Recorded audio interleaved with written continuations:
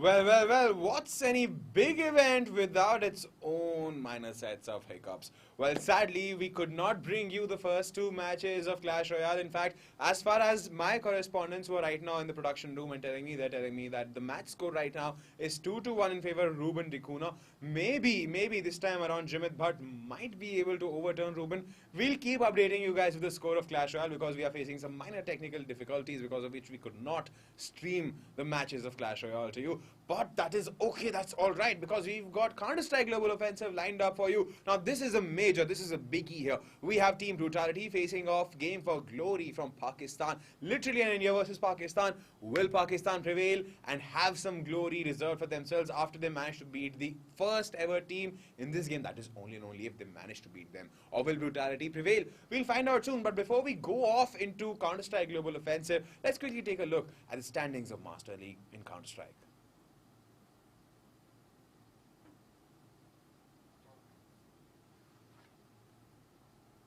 Alright, talking about the Counter-Strike Global Offensive Masters League current standings, we have NDT Gaming all the way to the glorious first position. 9 points, 3 matches played, all 3 of them victories, whereas Risky Gaming is only in the second position because of the round difference there. They're in the second place with 9 points out there in their kitty. 3 matches played, all 3 of them victories. Now Team Wolf, the gallant third place holder, has got 6 points out of the 2 matches played, both of them victories. Now Semperex, our dark horse from the phase 1, is in the 4th position. They've got 6 points out of the 3 matches, out of which only they've lost 1.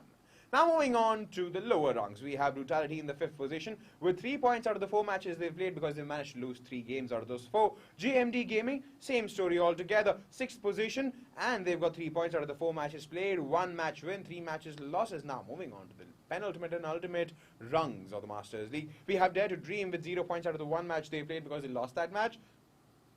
And Game for Glory, again in the 8th position, after the 4 matches they've played, they've managed to not even break even right now. They got 0 points out of the 4 matches they played because they have managed to lose all 4 of them. Now talking about the teams having a go against each other, we have Brutality versus Game for Glory. Now a little bit about Brutality is the fact that it's a Mumbai-based team and it's one of the most popular and recognized teams in the country. Now it is said that Brutality's fan base is unrivaled by any other CSGO team, and the team has been playing since the 1.6 days. Now, they are led by Arun Juventa Kanpal, and they have added former Destructor 5 players Pranay Vuz Bhatia and Kunal Pexel Bhatia to the roster.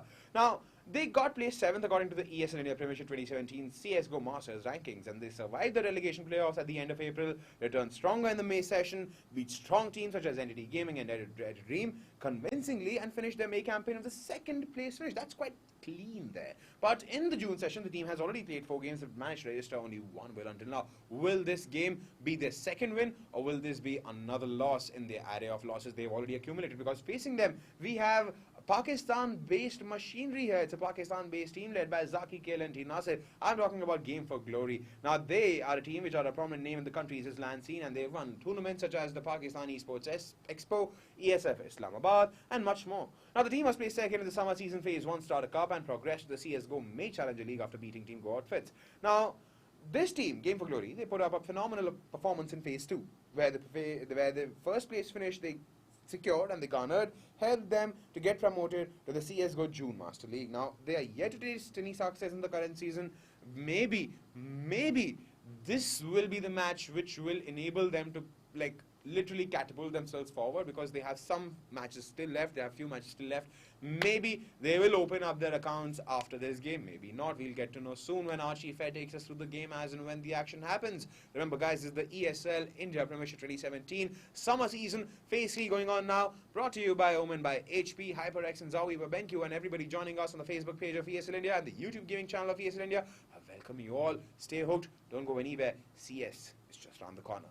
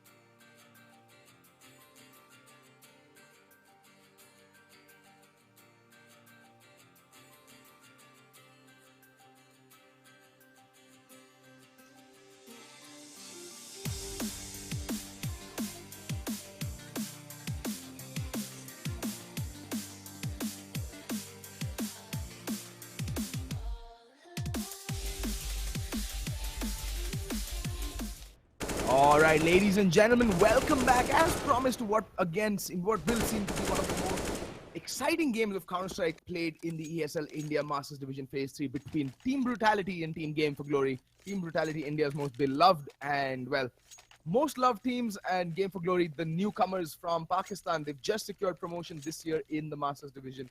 And they're going to go off head-to-head on Mirage. It's a curious map pick because, well, Brutality are notorious for how well they play Mirage. It is their playground. It is their go-to map.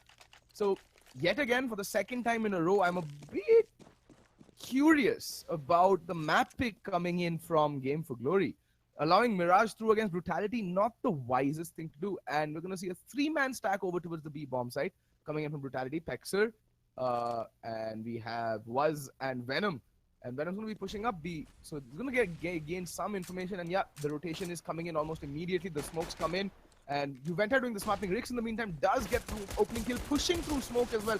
Tapping away and makes his way towards safety. Juventa in the meantime does pick up a couple of kills over by CT Spawn. Again, it's down to a 1v5 and Naughty, the lone survivor, and he goes down to Rix as well. Okay, then that was a very fast pistol round. Although Game for Glory do manage to get the bomb down, but unfortunately, they're unable to secure post plants, and that retake on A, set up by Brutality, working out very, very well. I think the fact of the matter is that Rix pushing through the smoke, making that play early on, getting that first pick, was what essentially won them that round, because the very presence of Rix and Juventa over towards the CT spawn kind of threw Game for Glory off a little bit off their game, it would seem, and they weren't really able to secure good post plants coming in. And they were just bunched up in one spot, and Brutality were just able to come in and, you know, knock them out one by one. It's like shooting fish in a barrel at the end of the day. All five surviving in that pistol round for Brutality, and the score is 1-0. And, well, they're going to be facing off against just pistols. Maybe a couple of upgraded pistols and Glocks, and there's Waz opening things up. Gets one, gets two, can he do more? There's Juventa with another kill, and Waz gets the third for the round. And that leaves Trans all alone with a Deagle. What can he do? Can he make this hand cannon sing? Well, he's rattling off a few shots as and when he sees players just pixel peeking that angle through Palace, and he's gonna back away. Doesn't really have much choice in this opinion, in this position. Bomb is dropped in the A bomb side. He's just all alone, getting flanked all over the place. He knows that the flank is coming in from Juventa. He's heard it, so he's gonna get pincered and taken down very shortly. The question is, how many of the opponents can he take with him at this point? And the answer to that is a resounding 0, because Venom's gonna peek Palace and Venom's gonna hit the shots. Not really that difficult though when you're going up against unarmored opponents. Now we're gonna see the armor AK buy up. Trans going with the armored Galil to get that little bit extra utility. Money still not very good onto Game for Glory. They're gonna, you know, have to go for a fast play, and actually they can, given that Juventa's still deciding to stick with the UMP. But if they do go for a fast play, it might just be punished primarily because, well, there's a lot of utility on the cities, and Pexer would have been spotted here. Yep, HSB, but there we go. KLNT gets the kill onto Waz, but Pexer and Rix just completely decimate that mid push from Game for Glory. And look at the Brutality, just no remorse, no reprieve gameplay. They're just going at it hard, and oh, Naughty gonna get caught with his pants down, but he's quick enough on the draw to swing around and get the kill onto Juventa. Down to a 2v3. Galil AK versus, well, 3 rifles. Rix though is hemorrhaging out internally. He is very, very low. Oh, but Venom's gonna spot out Chance and Naughty and spraying away, and Venom somehow managing to land that kill. Took him what seemed like ages, but finally Venom does manage to see off that round with a quick double kill for him. And like I said, Brutality firing on all cylinders.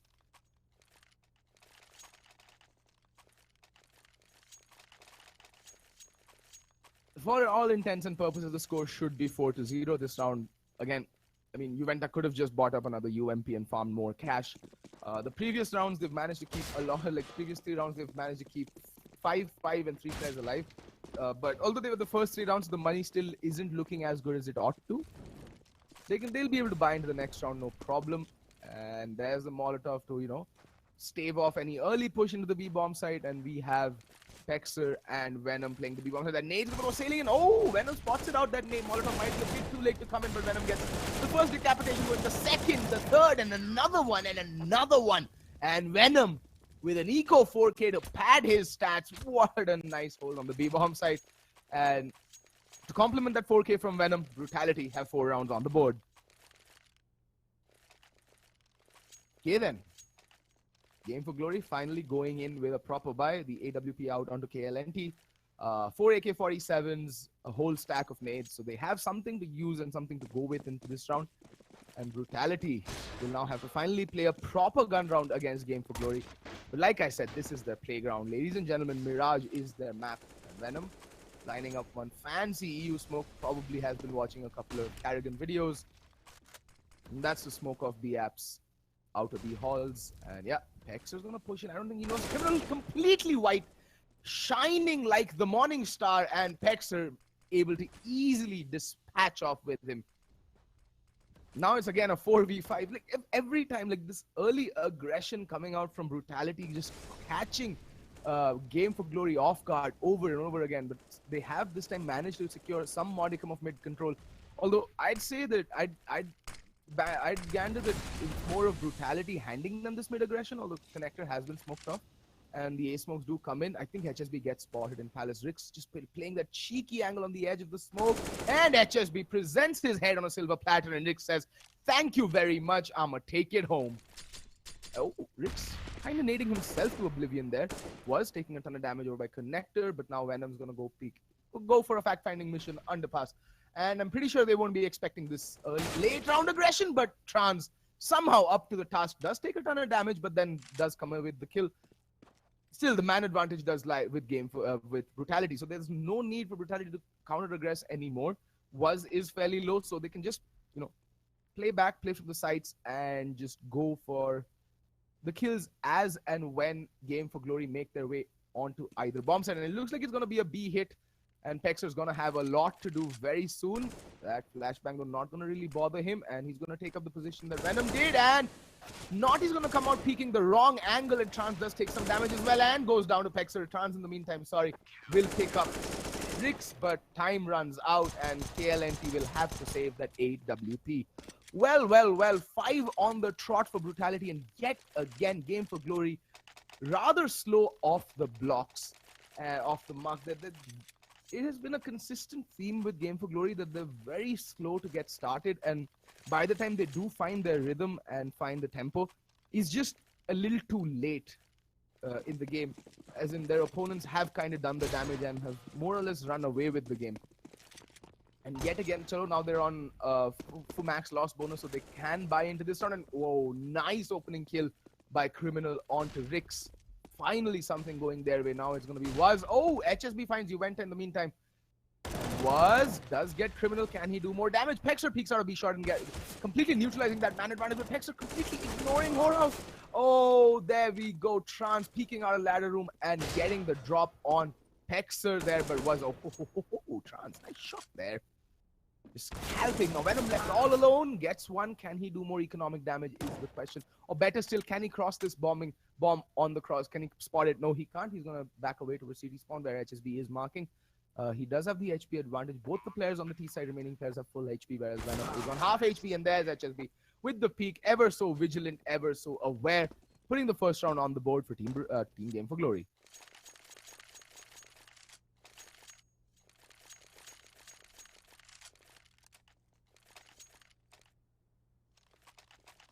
Well. That fast mid take and, actually working out in the favor of Game for Glory. Rix a little too slow on the draw and taking that mid pick the previous round, and they're really not able to recover from that early couple of losses in personnel. And wow, look at that. A fast play again yet towards the B bomb side. I think Pexer will spot something. Just chuck a double nade and it's going to do bugger all. Well. And Pexer still unable to spot anyone, but the smokes do come raining in, so do the flashes. Oh, Pexer's in a world of trouble. And there we go. He gets put down, and now it's Venom. All comes down to him. Gets one. Can he get the other one? And gets two. Gets three, actually. There's 3 players. One burnt alive to a crisp. Well. Brutality. When they come to play, they come to play. They're not here to mess around. And there's Juventa careening out a B shot, gets the kill. And now HSB is left all alone on 13 points of health. Tapping away, but he gets spotted out. He's on 3 points of health. And there's Venom. Climbs on, and yet another 3K for him to see off the round. Venom has just been hitting some nasty shots. this game thus far. He's just been on point. He's feeling it, I guess. He's just been a phenom, a phenom, phenomenal. I'm running out of explicatives. Look at that, leading the kill feed with 11 kills is Venom. I watch a lot of his live streams. I really like him as a person, as a personality. He is one of the most genuine players I have ever met. Genuine human beings I've ever met in the Indian CSGO circuit. He's a very nice guy. And this time, though, he's shed the nice guy act this game. He's here to play and he means business. He's the headhunter, folks, and he's just kicking ass and taking names, as they say. And was going to get the spot onto Naughty, but I don't think he's aware of KLNT making his way up connector. Yet again, the fast play working out, and there's Rich does manage to find the kill onto KLNT, but HSB careening out of the back, getting the kill, and now Pexer is going to go spraying away in a spray battle. Oh, look at this flank coming in from Criminal. Rich doesn't know, he doesn't know. And he too shall fall, and the op does get recovered by Criminal. In the meantime, Pexer does fall to Trans as well. No armor, no worries. Criminal, the only player with armor, doing a lot of damage. The masterful flank there.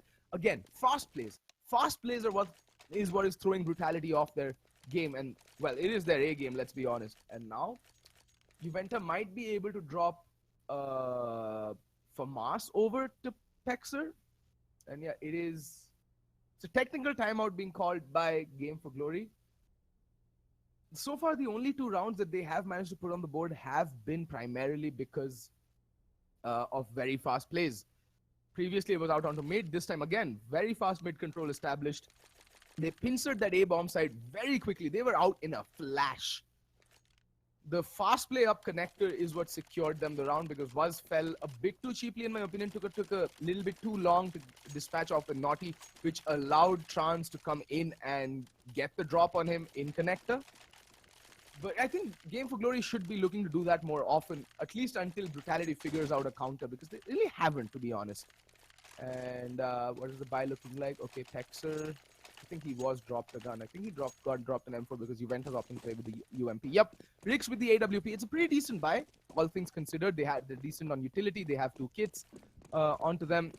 3 rifles, 1 AWP, and 1 UMP. Not the worst of buys that could have come out from that situation. And was again opening things up with the kill onto HSB. This guy has just wow. Brutality almost instantly bouncing back from that, immediate setback, coming into the next round with a man advantage. This is just, puts a stopper on things, in my opinion, when it comes to the T side. When you lose a player so early on, and KLNT getting tagged down at 20 courtesy Rix's big white gun in this case as an AWP assing model looks crazy clean, to be very honest. Very good skin. And was showing off them smoking skills. Vape-nish, as they say. And Venom taking up a defensive position in the B bomb site. KLN needs to be careful. Oh, Venom completely blind. I think the counter flash also working out very well. Venom just a bit passive. Naughty gets the bomb carrier. That's going to be huge. Pexer in the meantime does find Chance, and Pexer just continuing his reign of terror. Spots out KLNT, but there's Venom with the assist. Gets the final kill, and they managed to see out this round with 4 players kept alive and wreak economic havoc on Game for Glory. They get reset, but Criminal will be able to buy. In fact, he can even drop a gun towards his teammate. But Trans, unfortunately, will not be able to buy into this round. I think he'll just go with an armor Deagle setup with a couple of nades bought up. I mean, let's be very honest, folks. Game for Glory's Deagle game is absolutely on point. It is top notch, and it is to be feared, revered, and respected. Look at this Rix taking the fight off mid. That smoke, though, is not going to do him any favors. And yet again, we're going to see the fast play out towards B shot this time. And Venom there with the AK-47. Oh, they're going to wrap around to A. They're going to wrap around to A. Venom needs to be careful. Every time they do this fast play, they get caught off guard. But Rix chiming in with a couple of kills. But Pexer falls a bit too cheaply, in my opinion. And now it's down to a 3v2. Vaz needs to be careful. He knows there's only one player in market. And he has to be dispatches off with Naughty. Now the retake can come in full earnest. Juventa getting a bit chunky lard or flashbang. Now it's a 1v2. HSB brings it down to a 1v1. But oh, HSB on point. Double kill to see off the round, and he gets bragging rights for that round. It's been a couple of topsy-turvy rounds, folks. Back and forth has been the theme. So, oh, the money on Brutality, kind of garbage right now.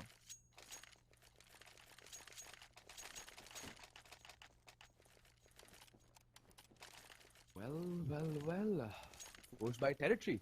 But as I keep saying, Team Brutality, one of the most feared teams on a force buy. Never underestimate them on a force buy.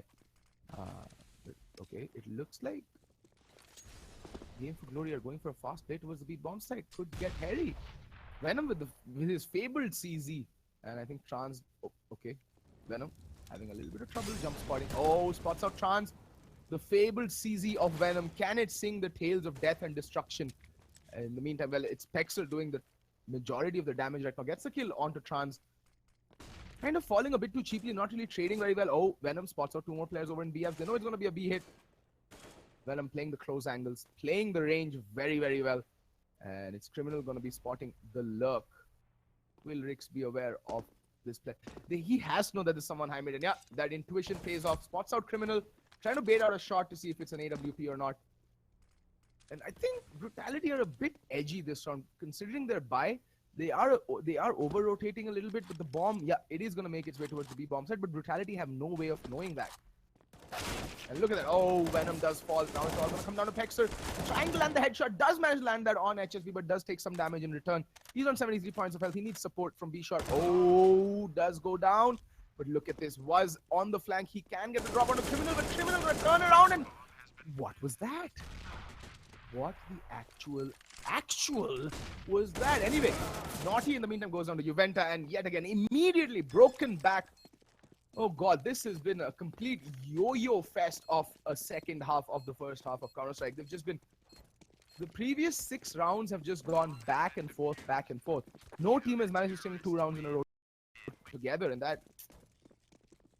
Finally, Game for Glory's money is at a point where they should eco rather.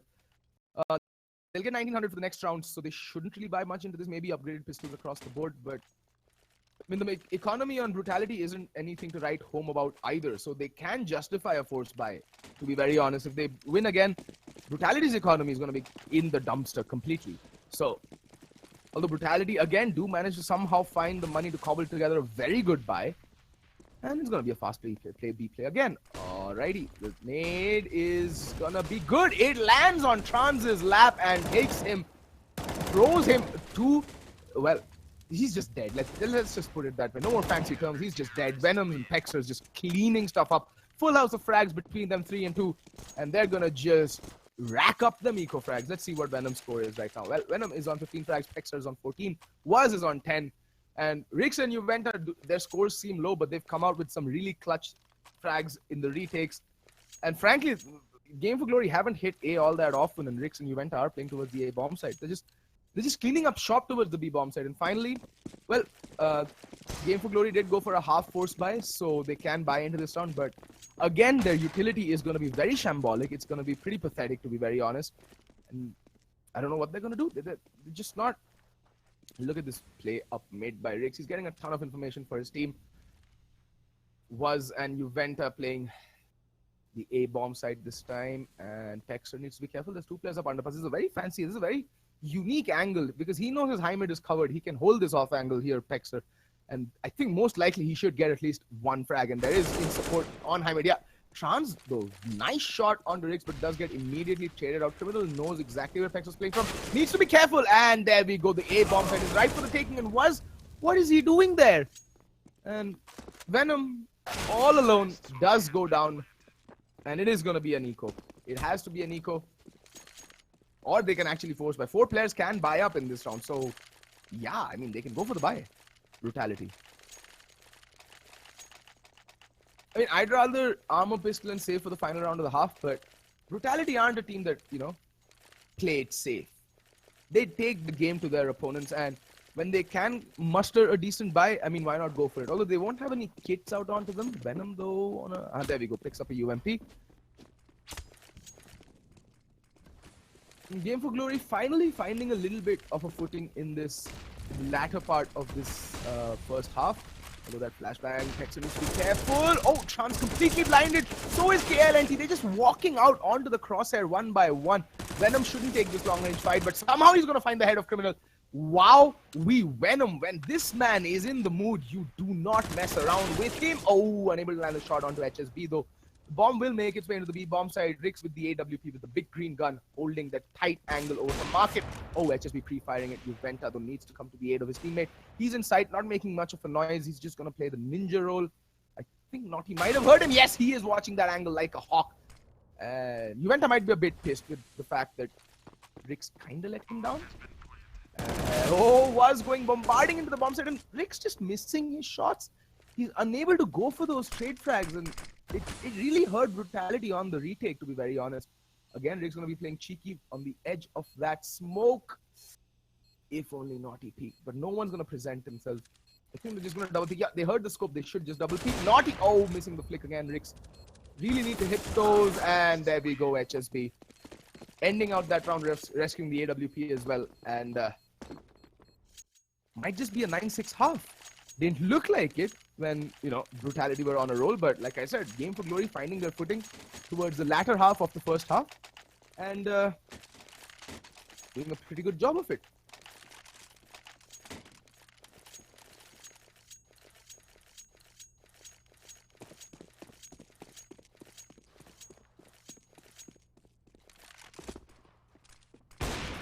Whoa, what a shot from Naughty. Rix just completely eviscerated from the server. Down to a 4v5, and it's not like they have a decent buy to go into this round in the first place. Juventa rescuing Rix's AWP. Was is going to be playing up aggressive. Oh, HSB spots it out. Juventa unable to land the shot. Like, you would want a Rix. Oh, Pexer in the meantime does pick up one kill at least. In connector.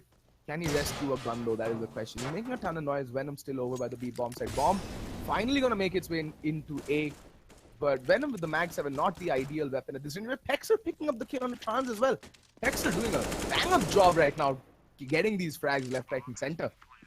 And Venom having rescued another AK-47, giving themselves some modicum of hope, a ray of hope back into this round if they can land the kills. That is, Venom going to smoke off Palace. That smoke is going to land. It's a good smoke. Oh, KLNT showing his shoulder. And what? There is a crossfire set between him and on CT spawn. Oh, Venom caught on the reload.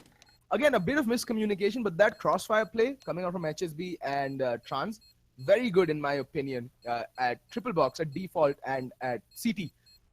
And HSB playing that perfectly. Playing it perfectly, and Game for Glory end this first half 9-6.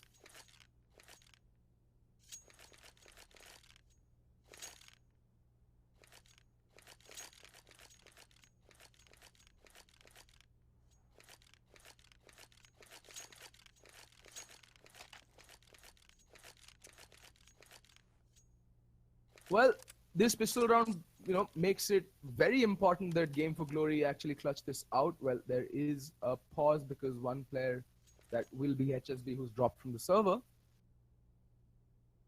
So that previous round was a bit of a topsy-turvy affair in my opinion. Brutality starting off very strong, pursuing 5 rounds in a row, dropping one round, but then immediately broke Game for Glory back. But then there was like this wobble period where each team just picked up 1 round each. That completely decimated Brutality's economy towards the end of the half, which is why they dropped straight 3 in a row. Didn't really find an answer to Game for Glory and what they were bringing to the table. So in my opinion, Game for Glory do have a fighting chance in this. They're going to the CT side. It is the favored side on this map. If they can pick up the pistol and string the next 2 rounds together and bring the scores to tie up at 9-9, they are looking at a very doable situation, and they can bring it back from that moment. It will be their most promising position to be in all of the games they have played thus far in the Masters Division. So far, they haven't really been able to impose their stamp of authority on any game, and they've been kind of taken for a ride by most of these Masters Division teams. But they are new to the whole, they are new to this top tier of the subcontinent Counter-Strike. It will take them some time to adjust, and they have shown us that they are capable of playing with the big leagues. They're capable of playing with the big boys. They have the talent, they have the communication, they have the basic idea, they have the basic fundamentals of the game ingrained into them. Although I would like to see them work a little bit more on their trading game and their buddy system, to be very honest.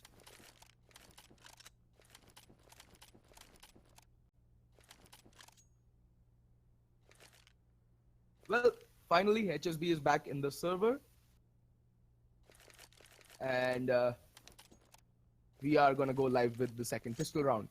It is imperative that Game for Glory clutch out this pistol round and then put the next 2 rounds on the board as well, so that they can at least they have some hope of mounting a comeback into the game. If they lose this pistol round and give up the next 2 rounds on a platter, they might be in for a world of trouble.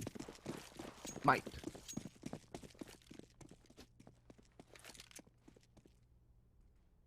And look at that, straight up B rush and a 3-man B stack from Game for Glory. That nade's gonna go sailing in and does a ton of damage. And there we go, Naughty already picking up 2 kills on the draw. Too quick for Brutality, and they are on the retreat. They are running away with their tails between their legs and running all the way back to A from T-spawn, and that should prompt the rotate actually. They've just left Juventa here to run decoy, run distraction, and oh, they're making their way back to B. And KLNT is going to take up a more aggressive stance. I think Juventa would have heard that reload. And yeah, Juventa getting spotted out. KLNT gonna execute him from close quarters with the USP. And KLNT not done, picking up the final 3 kills with sweet one-taps. Actually, not really one-taps. He was treating his USP like an SMG there. Just spraying away like crazy, like spamming that left mouse button, praying to the good Lord Gaben above that the headshots somehow connect, and they did. Gaben heard his prayers, and Brutality to immediately force into the next round.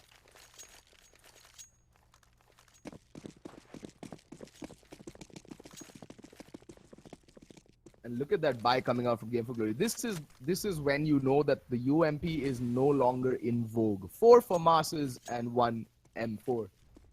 Immediately out onto Game for Glory. They've anticipated this force buy coming out from Brutality, and they have bought up just the perfect buy to respond to it.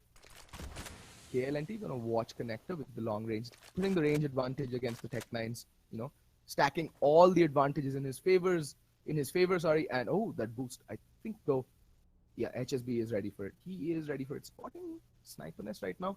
I think he already feels the boost has happened, but Juventa just very patient, lying in wait, hoping, praying that Game for Glory slip up. And that distraction towards B, yeah, it is going to draw the rotation from HSB, and Juventa will hear this, and that is when he will make his move. He is like a snake in wait, always patient. But there we go, Venom does fall on the B bomb site, but now the players come streaming out onto the A bomb site, and there we go, KLNT picks up Pexer, but he does go down. In the meantime, there is a player still in the A bomb site over by Firebox, and everyone is capitulating left, right, and center. And a very good hold coming out from Team Game for Glory, and they should pick up the next round easy peasy. They just lose 1 player in the form of KLNT there, who should just now be looking to pick up an SMG and farm. That sweet, sweet money.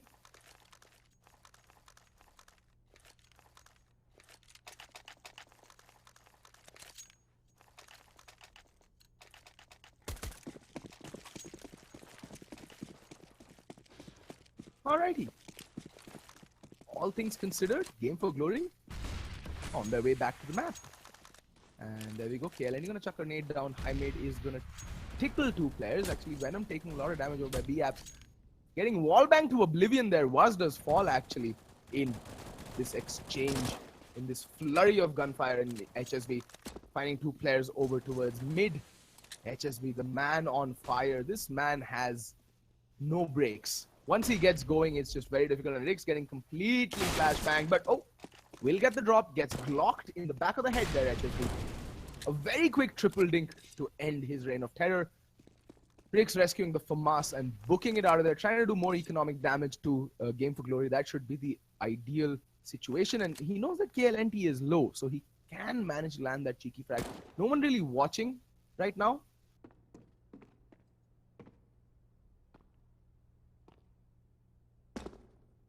Rick's making a ton of noise. KLNT should just be able to dispatch off with Rick's. Doesn't have armor to work with. The USP at this range can be very, very deadly. And yes, it is. There we go. KLNT, same spot as the pistol round. and does get the kill.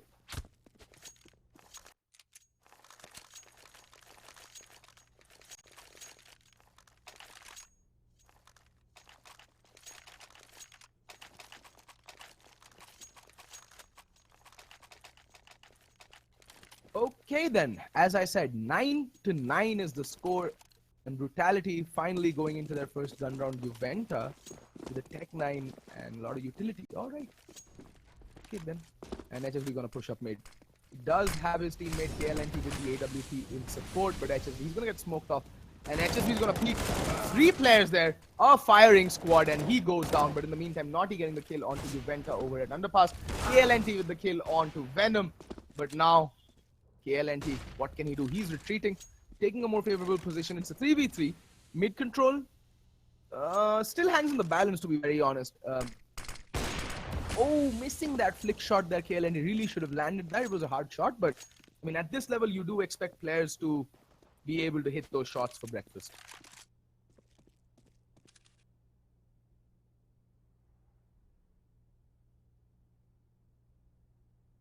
Well, anyway, like I said, it's going to be a 3v3, and this position coming in from Trans is relaying a lot of information to his teammates. He knows that Palace is clear, holding a very off angle. He can catch any player picking Palace off guard without even breaking a sweat.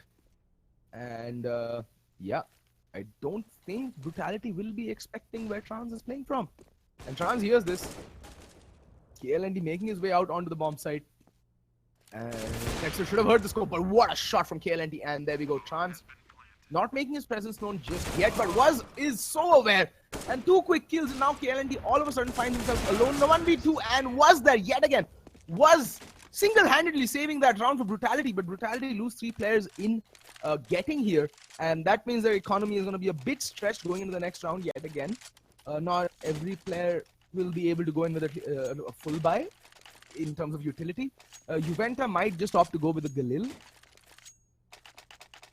But it looks like, yeah, Juventa does go with a Galil so that he can buy up the utility. And Rix does get his hands on his preferred weapon of mass destruction, the AWP. And he's going to take it over to ARAM. Oh, spots KLND crossing towards connector, but missing that shot. Taking some fire damage. Ooh, Pexer baiting out that shot, taking a shot to the shoulder through the wall. He's down to 30 points of health. Mid control again, kind of given up by Game for Glory. They're playing it more passive. They're going to try and catch the players as they make their way towards B shot. And they're getting a ton of information based off of Naughty's positioning right now. He's pushed up in B apps. He knows that B is completely clear more or less for the time being. Okay, that allows KLND to rotate towards mid. Brutality kind of messing up that mid smoke. Not really going where Pexer intended it to go. And this A hit is going to come out. Trans completely Helen Kellered. Snow White is his vision. And oh, and a nasty headshot onto Was, doing a ton of damage onto Juventa as well. Juventa does manage to burn KLNT alive. Pexer in the meantime finding a headshot onto Was. Now Criminal, what can he do? Finds the kill onto Pexer, but does get tagged down to 46 points of health. Help is still a bit far away. Criminal waiting for the backup to arrive, but in the meantime, Bomb has gone down and Brutality have taken up some fantastic post plants. And there we go, Rix getting that kill, and now Criminal will be withdrawing with the AWP, trying to save it. That is the smart call in this situation. And Brutality going to be 11-9 up after 21 rounds of Counter-Strike. Sorry, 20 rounds. Can Criminal do some more damage? Yes, he can. Gets the kill onto Juventa. That's going to keep a stopper on things in terms of this Brutality economy. Getting 3 kills really slows down how far you can build up your economy. So Game for Glory still just 1 round away from resetting that Brutal's economy.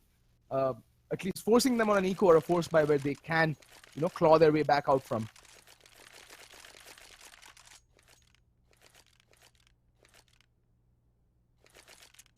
Like I said,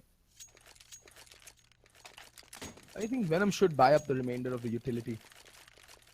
Scores are 11-9 in favor of Team Brutality, but this game hands on a cliff edge. It can go. It is 1 round away from tipping in either team's favor. Oh, Rix, what a shot onto Trans! Instant man advantage in the favor of Team Brutality, and now it's going to be a double tag. I mean, they are facing more or less an eco KLNT with the naked off blast cannon AWP, and the A smokes, Molotovs come raining in, and there we go. Venom gets the kill. I think he spotted out HSB. Nope. HSB still did get the drop onto Venom, but Venom just so quick on the draw, turns around and eviscerates HSB. There we go, Naughty. Spot out Pexter does dink him down, but that aim punch, and well, the fact that Pexter just instantly shot him in the face. And KLNT for a second round in a row on 26 points of health will retreat back into his little cave, trying to save the AWP. But this time, Brutality are in no mood to allow him to save this AWP. They're going to go out on the hunt and trying to deny him this save. They've kind of triangulated his position. Oh, what a no-scope from KLNT though. But needs to be careful. Venom knows exactly where he is.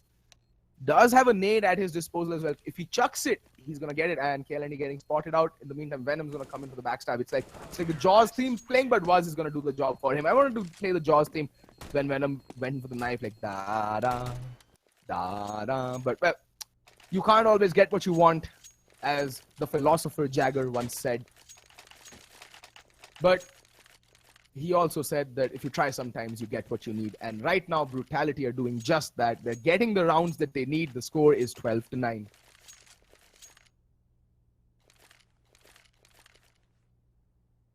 And we have another pause coming in. This time it is not Economic, let's just be KLNT. Who has dropped from the server?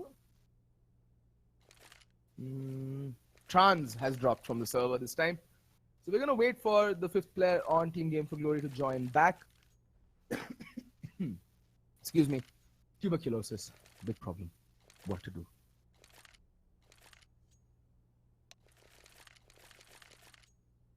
And well, so far, they did manage to pick up the slack here, Game for Glory, but at the end of the day, kind of losing the plot as of now, as in where we stand. Not really able to effect much of a defense on the CT side. Here, Game for Glory, they're kind of getting picked apart, as Brutality have shown round after round in their buy rounds. They're not really...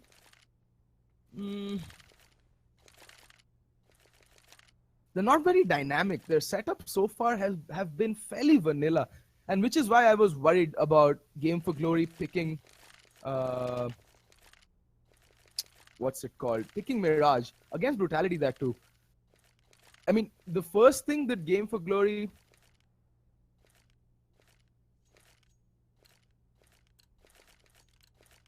The first thing that Game for Glory need to do, they need to go back to the drawing board and put in some time in opposition research. They've consistently played the maps that their opponents are strong in, and that's not what you want to do in any situation. And there we go, HSB now. It is a buy round coming out, no AWP. Naughty getting the kill onto Was. This aggression up B. He's going to catch them off guard. Breaks the getting dinked through the wall and getting sprayed down by Naughty, getting the second kill. And Juventa has made his way underpass, will be on the flank, but he's left all alone somehow. This aggression, like I said, the vanilla plays. Juventa completely messing up his spray. Completely messing up his spray. But like I said, Game for Glory so far had been playing it safe, had been playing it very vanilla, and the first time they decided to push out, take the fight to Brutality, they come out on top with a round win. And the fact of the matter is, because Brutality have been consistently losing 2 or 3 members each round, their money isn't at a point which allows them to buy the round right after losing a particular round. And that's exactly what's happened. They're going to have to go in with a forced buy or a half buy, and that's exactly what they're doing.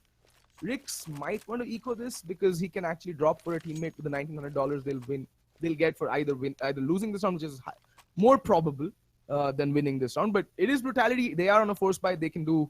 well, anything actually.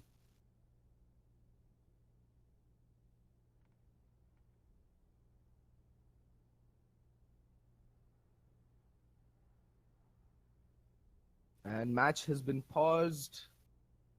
Yeah. It is a pause for Iftar or Iftar. I don't know how to pronounce it. But, well, they'll be back, I think, after 5 to 10 minutes. Don't go anywhere, folks. We'll be right back as Game for Glory rejoins the server. Or at least comes back to their PCs after Iftar. So don't go anywhere, folks. Stay tuned. We'll be back very shortly.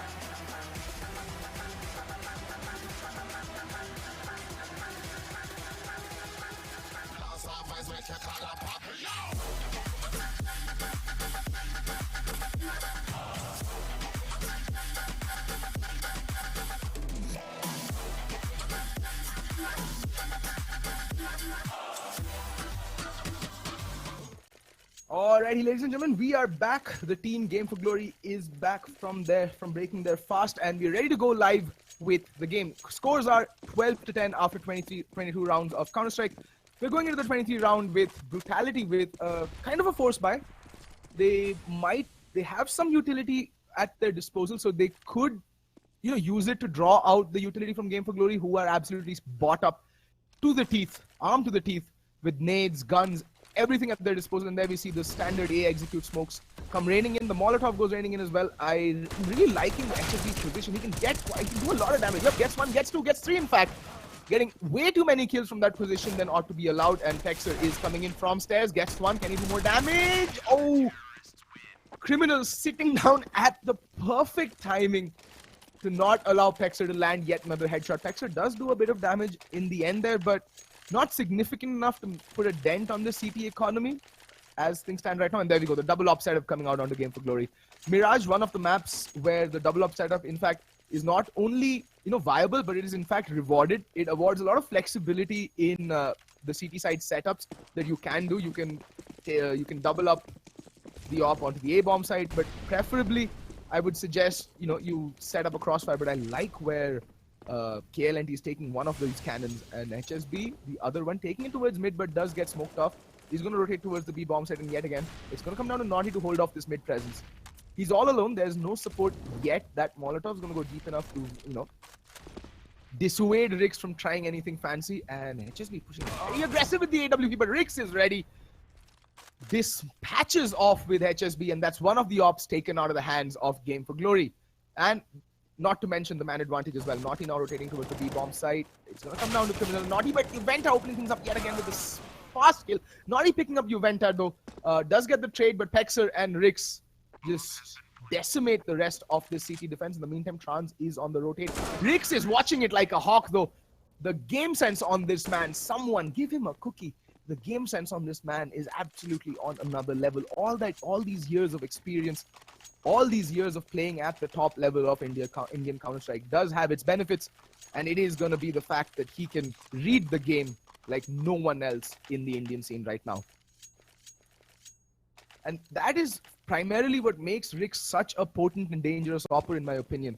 Yes, with age, his reflexes and, reaction times have gone down just a shade, but he makes up for that and much more with what he has to give with his game sense. The way it's evolved, the way he peaks angles, he's never the one to take a fair fight, and it is a stack towards the A-bomb site. And there is, again, Brutality love their mid presence. They will not compromise on mid control unless they absolutely have to. If they have the weapons, if they have the nades, the armaments, the utility, they will always prefer to go for this mid control. And look at this Rix yet again, holding that angle, spots out KLNT and does land a shot through the wall. Okay then, KLNT. No, playing with fate, tempting fire, like tempting fate, and Naughty gonna get dispatched off by Pexer. And Pexer's gonna make his way onto the A-bomb site. He might get double teamed, needs to be careful from jungle, but there's Venom for the cover. And HSB caught on the reload. The CZ, one of the longest. It takes what seems like a lifetime to reload the CZ. And Criminal is gonna get pushed. I think he might just be tempted to push up. And Pexer is gonna end him there. Pexer spots it out. Pexer just going off right now.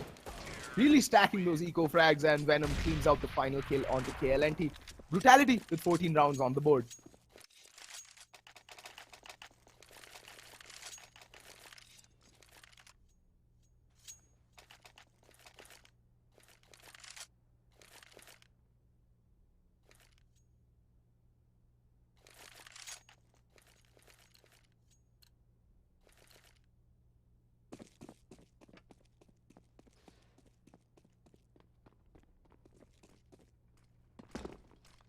Alright, KLNT with the buy up, taking the off, going aggressive, but okay, he's gonna take one shot.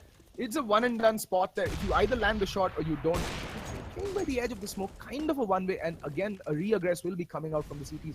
They know that they have to take the fight to Brutality. They cannot rest on their laurels, sit back, and wait for the Brutality hold to come onto them, because they've tried that consistently and it has not worked out. Pexer in the meantime needs to be careful.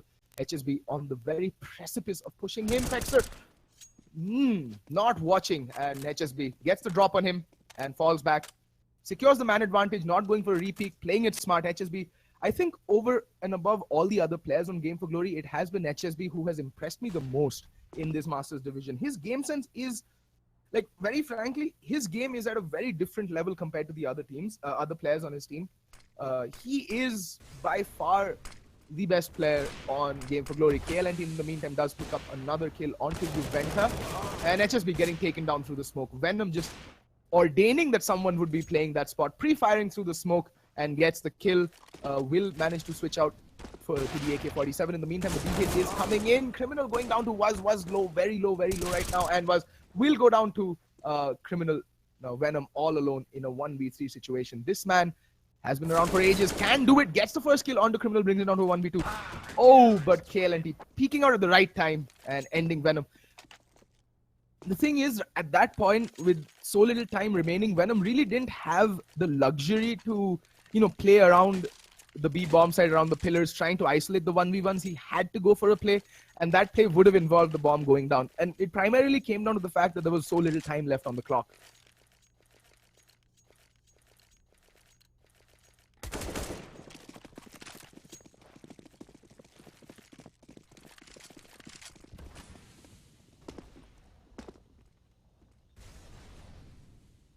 Alrighty.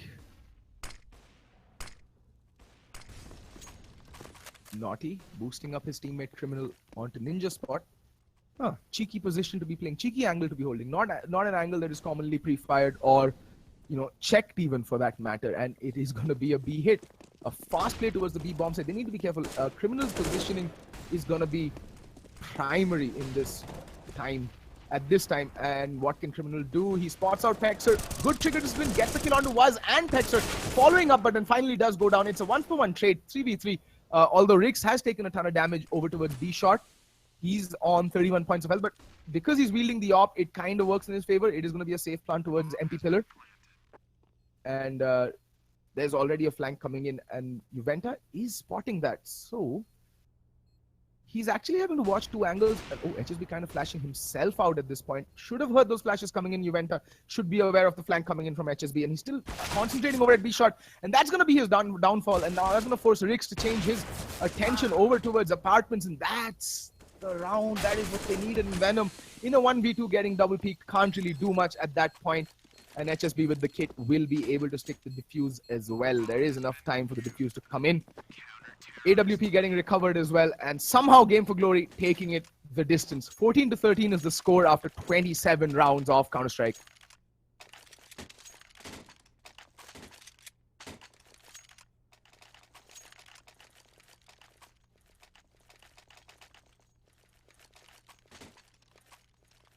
Okay, Brutality, money wrecked. They got They've lost 2 in a row, so they're gonna get $2,400 in the next round. So all of them can buy up. Juventa will be on a pretty miserable buy, though. Might have to just go for that Galil buy up. This time around, they have gone for the armor Tech 9, and yet again they're forcing the issue over at mid. Criminal taking a decent position over towards the ladder room, gets 1, spraying them down, gets 2 though, but unable to land the 3rd kill. In the meantime, there's HSB with the kill onto Juventa, and 2 players are left stranded on B short, really not knowing what they can bring to the table. Venom has recovered the M4 though, so he might be able to do some economic damage, but at this point in time, Brutality really need to look at more than just economic damage. They need to look towards picking up the round. And Chan's in a very bad position, but somehow he's managed to adjust his aim and get the kill onto Rix, leaving Venom all alone. Gets 1. Can he do more? He's on 10 points of health, recovering the M4A4. It's 17 rounds left on in the clip, and he's gonna get spotted out by but KLNT gets the kill. Oh, but caught on the reload, pulls out the Tech 9. Somehow he's still managing to stay alive. He's just dancing around, trying to make something happen. In the meantime, he should be able to get the reload in, but he's gonna get double peaked. We already have HSB with the AWP taking a very good position. Oh, HSB whiffing what should have been the easiest shot of his life to land. But he's gonna get another chance. Not many people do, and he's not gonna make a mistake second time around. Peeks out, puts Venom down, but Venom, with that 3K, does manage to do a tremendous amount of damage onto the CT side economy, which anyway wasn't that great because they've won the rounds, but it's come down to a 1v1 or a 2v1. So it's never been allowed to get to the level where they can be comfortable enough to lose one round and buy fully into the next. And Brutality, although they didn't get the bomb down, which was the primary motive behind the buy in the previous round, they will be able to nevertheless buy into this round. And Venom, because of the kills he got, might be able to drop an AWP over to Rix. Will have to sacrifice on the utility. I think that's exactly what they're discussing. It is a pause that's coming in from Venom. Yeah, it is a tactical pause. And that's exactly what he does. He's going to drop an AWP over towards Rix. See, at this point in the game, when the scores hang in the balance, 14-14, you want every player to be on their A game and every player to play with the weapon that they are most comfortable wielding. So, makes sense to pass the AWP out onto Rix.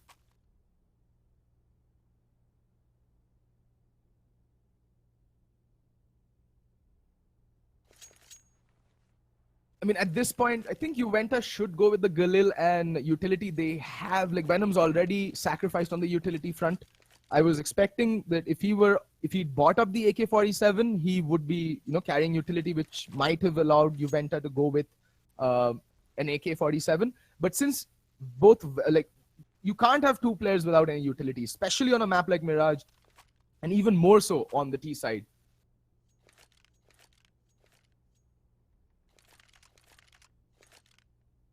So, makes more sense for Juventa to go with a Galil at this point. A UMP makes no sense in the current meta, so that's out of the question. Had it been pre-patch, the pre-Hydra patch, I don't think any player would have actually thought twice before buying up a UMP. But as of now, the UMP is probably the worst SMG in the game at range, so it makes no sense to go for it. The Galil, yes, while being more expensive. Okay, so all right. All that talk for nothing. Juventa does go for the AK-47. They're going to go, some Brutality are going to go with firepower over utility.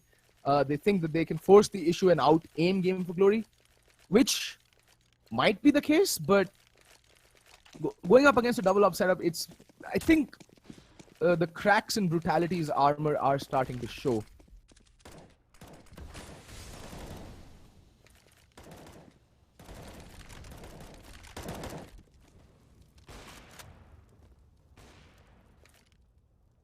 All right, a more measured setup coming out from Brutality. Looks like they're gonna walk out. Oh, HSB getting spotted out and landing the flick on Juventa on the second peak. But Rix is there for the trade, and Pexer gets the kill on the Trans. That's the A presence completely vanquished. Game for Glory's A side just crumbling apart there, that defense. Bomb also going down. That Molotov will force Venom out of Firebox, and Pexer getting spammed through the smoke by Naughty. It's down to a 3v3. I mean, there's a very good chance that Game for Glory actually clutches out. There's two kids still left. Naughty and KLNT have a kick up piece, but Criminal coming out, picking the wrong angle, and the smoke. Well, the Shadow does get spotted out, but Venom unable to land the spray. It's down to a 1v3, and Rix is there to clean up house. A very, very crucial 3K, and that puts Brutality on map point.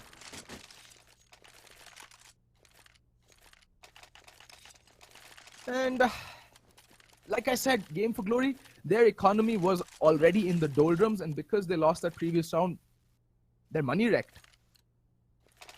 They really don't have anything to take into this final round. HSB with his fabled hand cannon. I mean, I've been saying this over and over again. He is possibly the player with the most individual skill on Game for Glory.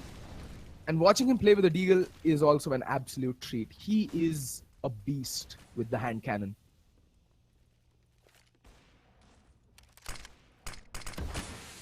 In the meantime, it's going to be yet another A hit. And HSB marking Palace with that Deagle blaze. Naughty just playing in the middle of, like out in the middle of nowhere actually. And there's literally no mid presence from Brutality. They're not going to force the issue. They're not going to try anything fancy. They're just going to go YOLO into the A-bomb site. Smokes are being lined up. I don't think they're coming in anytime soon.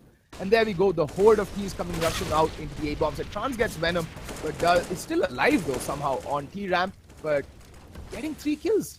Already 2v3 now all of a sudden. Oh, make that a 1v3. Somehow Trans has just gone beast mode and was spotting out KLNT. Needs to be very careful though. Oh, cheeky headshot wall bang. But there's Trans with the AK-47 that he's recovered, and he's getting pincered here. And Criminal, somehow Criminal, well, Game for Glory have forced the issue and taken this map to overtime, folks. We're going the distance, as they say. 15 to 15 after regulation time, and now overtime begins. $10,000 on each side, 3 rounds aside for both Brutality and Game for Glory on each side, the T and the CT. Will we see the double op setup come out immediately from Game for Glory is the question. And the answer to that is not. He's still hesitant. Okay, Trans, what are you doing? Okay, takes up the M4A4. Yeah, it is going to be the double op setup coming out from Game for Glory. They need to be careful though. If they lose this round, they're going to be... Their economy is not going to be that good. And well, just as I say, Naughty gets the drop onto Rix. That's man advantage yet again. And oh, look at that. KLNT, this double op setup, it's really working out for Game for Glory. I think KLNT did spot out Pexer, but the nade debris just providing enough cover for Pexer to make his way to safety. And HSB finds was, and this is kind of unraveling. Brutality just walking out one by one, no trades coming in whatsoever, and all of a sudden Pexer finding himself in a 1v5. Not a lick of damage taken by Game for Glory this round thus far. Like, literally every player is on full HP, and Naughty still with the AWP. He's peeking towards, I think he's marking Palace. Yep, Pexer's gonna, I think he's gonna try and save the AWP. He's still got a minute left on the clock. He's gonna be the longest save of his life. So,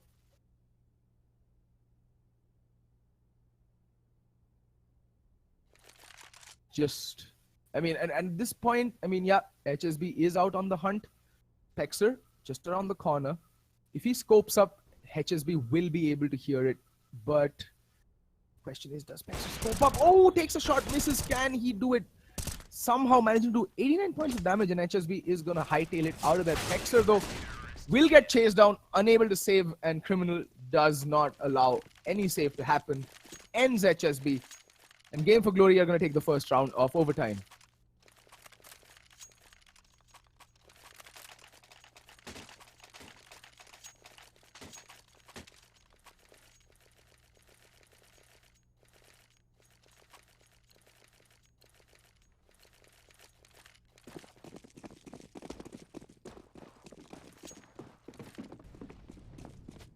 All right, second buy round. Op still out onto Rix, and Criminal though, gonna chuck that nade in. He times it well. He can actually do a ton of damage, but Brutality still, you know, a bit cautious, pushing in.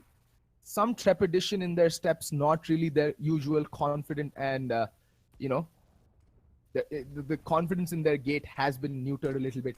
I don't think they were expecting such a dominant and such a good fight coming out from Game for Glory, and that Molotov is gonna do some damage. In the meantime, Venom does fall to KLNT.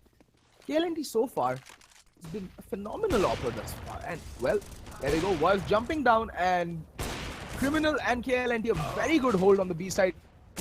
Rix does get the kill onto KLNT, but Criminal is already there with the refrag onto Juventa. Down to a 2v2 somehow, but The players have already made their way in towards the B bomb site. Bomb yet to drop down though. That's going to be a huge problem because HSB, okay, he's having second thoughts. He's going to rotate off. He'll off the B bomb site, and that's going to be the problem here because Pexer catches a retreating Naughty, shooting him in the head, and Pexer also managing to cross over onto the bomb site. Rix though, playing it smart, playing the AWP, knows where HSB is playing from. All he needs to do is hold that angle with the AWP, and HSB pre-firing that angle, but Rix slightly off, holding it slightly wide, and that's what tips the scales in his favor in that duel. Brutality immediately hit back with a round of their own, and scores are yet again tied at 16-16.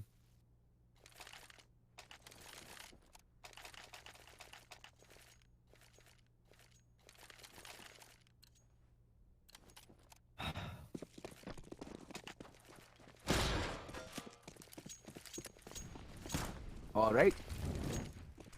What can Brutality bring to the table?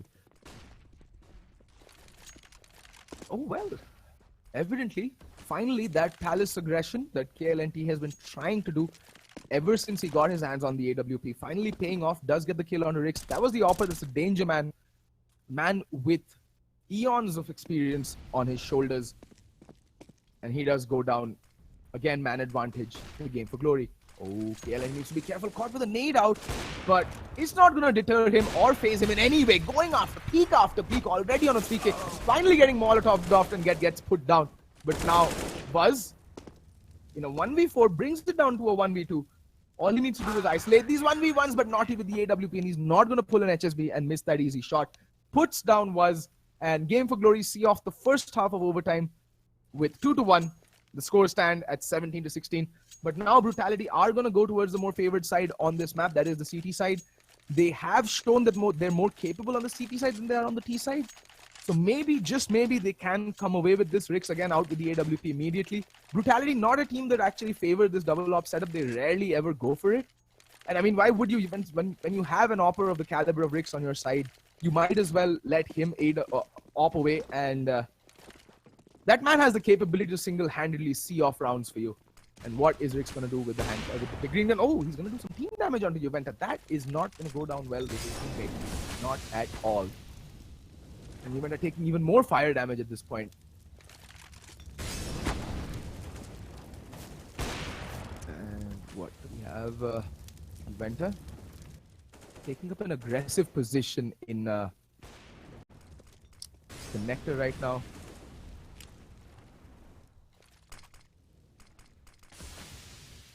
And they're slowly but steadily creeping their way up mid. Rix needs to be careful. I think it's going to come down to Juventa and oh, well, he's kind of showing their hands, and KLND getting the pick on Rix. That's a danger man taken out of the equation.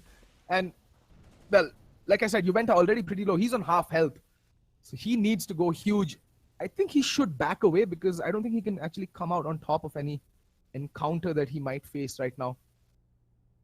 But the T's, though, they're set up not really inspiring much confidence. They're very spread out. They're out all on their own, one by one. Like if Brutality did have a man advantage, or even they were like a 5-man stack right now, they could have gone for these peaks, these aggro plays. Oh, Trans making his way out and unable to get the kill. Gets taken down, and Yuvaz is in a fairly advanced position. Gets one. Oh, lands a dink onto HSB, but unable to convert the kill in the meantime. Is down to a 3v3. Well, well. Who'd have thunk it, as they say. HSB is internally bleeding at 9 points of health. Juventa gets his second kill off the round. Can he do more damage is the question. Bomb is going to go down. Hex is going to rattle off a few shots. Catches off KLND completely out in the open. And Juventa with a huge 3K. Like I said, he had to go off, and he did. No curse of the commentator here for Juventa. Coming out the massive round. A massive 3K. And Pexeran was chiming in with a kill apiece towards the end there to see off that round, and Brutality tie things up yet again at 17-17.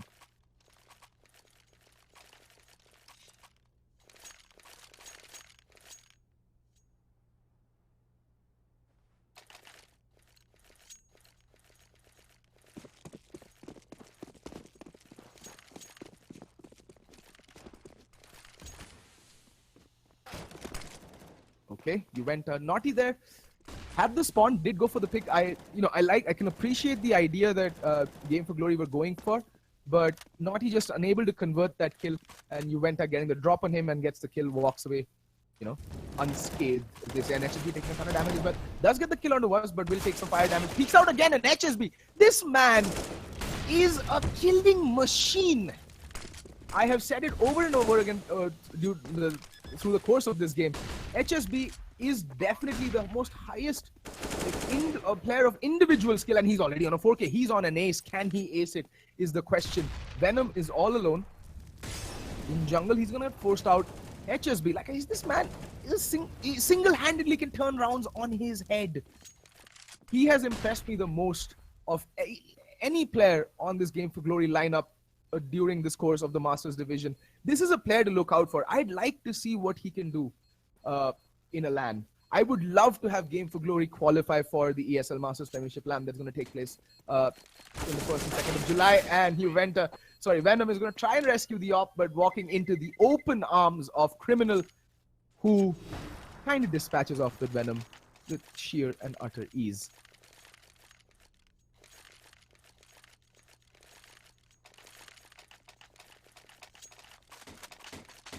Like, so far from whatever I've been seeing of Game for Glory, color me impressed. Color me completely impressed. I want to see this team play on LAN. I hope they make it to the LAN, because it'd be a damn shame if they don't qualify for it. They have the spirit, they have the talent, and well, Rix is gonna eat a nade down to 77 points of health. Venom, they're going to rattle a few shots off into the smoke, and then we'll have to back away because of the Molotov.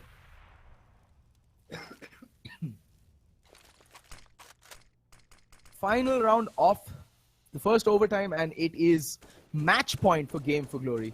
Match point.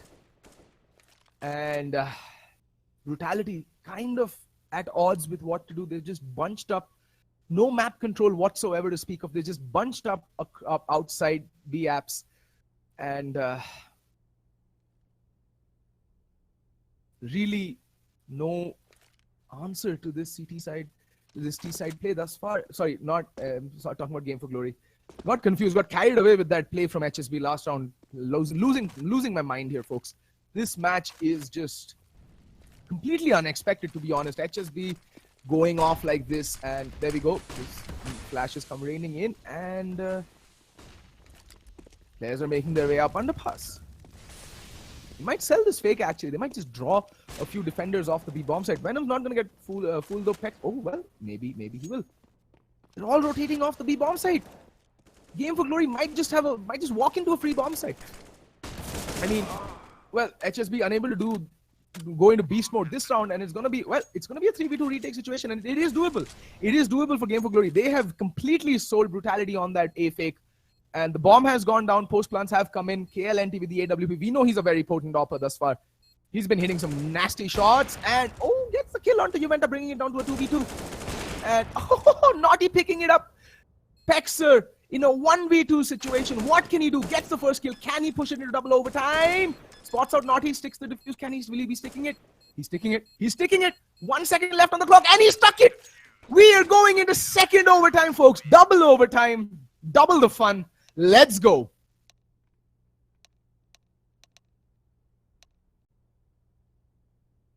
Pexer, pardon my French, but with the balls of steel, sticking it in that situation, ice in his veins there, completely level-headed, sticks it, and we're going into double overtime, folks. Double overtime.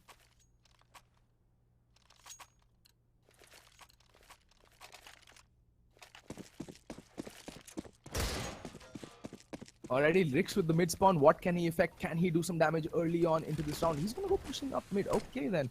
He's going to take the angle that KLNT and Naughty were playing on their CP side. This is a good angle, but... oh, this is trouble. This is trouble for Rix, but Pexer getting caught in ladder room. Gets one. Unable to land the kill. Juventa does come up with the assist, though. And Rix just mowing down this T side as they make their way up catwalk. 3 players lying dead, mauled, and buried at B short right now. Venom, the lone defender, will have support coming over in the form of Wuz, but Game for Glory will seek their fortunes elsewhere. They're rotating all the way to top mid, but Rix again repositioning himself. He's always moving, always dynamic. Never predictable. Bomb, though, is going to rotate from T-spawn towards A.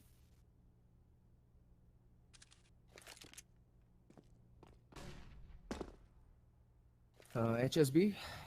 I mean, as long as this man's alive, anything's possible, in my opinion. He can single-handedly turn around on its head.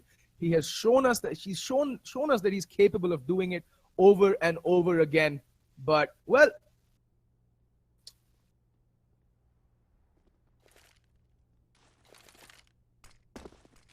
there we go. The A split play coming out. Oh, Rick's just missing that shot onto HSB.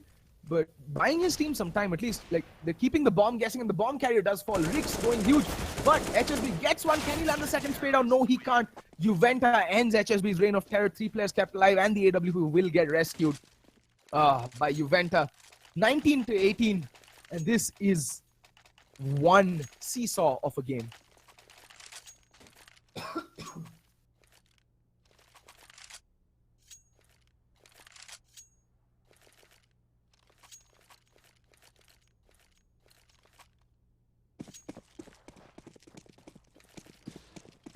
I think we might have yet another epic 47-48 rounder game on our hands if things stay this way. It's just been constant back and forth.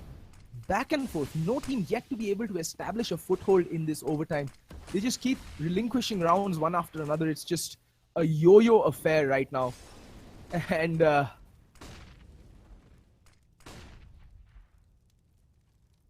Game for Glory so far have been up to the mark. They've met Brutality and they've matched every move that Brutality have made and then raised the bar ever so slightly every round.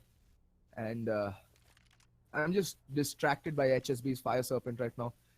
Those crown foils not really going well with that gun, to be very honest. And okay, it's going to be an A hit coming out. Enough admiring the skin. Let's go back to the game.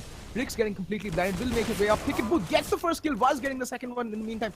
Rick's does get put down, but Juventa chiming in with a quick kill of his own, pushing out through the smoke, goes straight away in the smoke, and lands the cheeky kill onto Naughty, who was already so very low. I think Rick's tagged him, legged him through the body of his fallen teammate.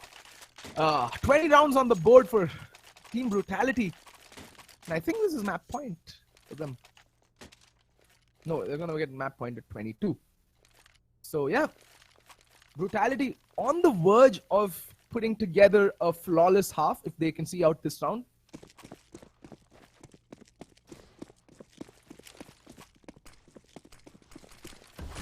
And well, the money coming out, the money on Game for Glory not the best. They are on a mix by HSB with the AK-47, a single smoke, 2 Tech 9s and 1 Galil, and 4 smokes to work with. They do have 3 flashbangs, okay, 5 smokes and 3 flashbangs to work with.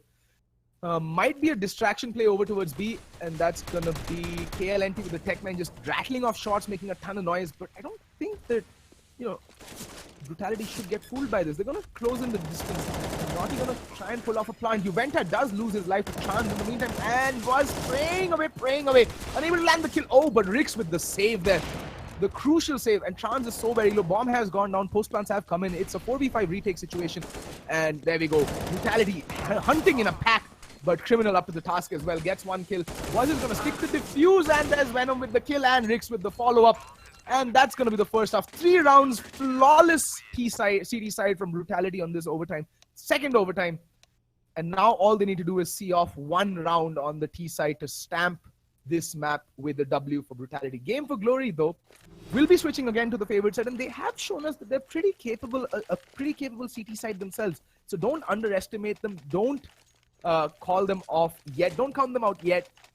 You never know. This is Counter-Strike, folks. It is not over till the fat lady sings.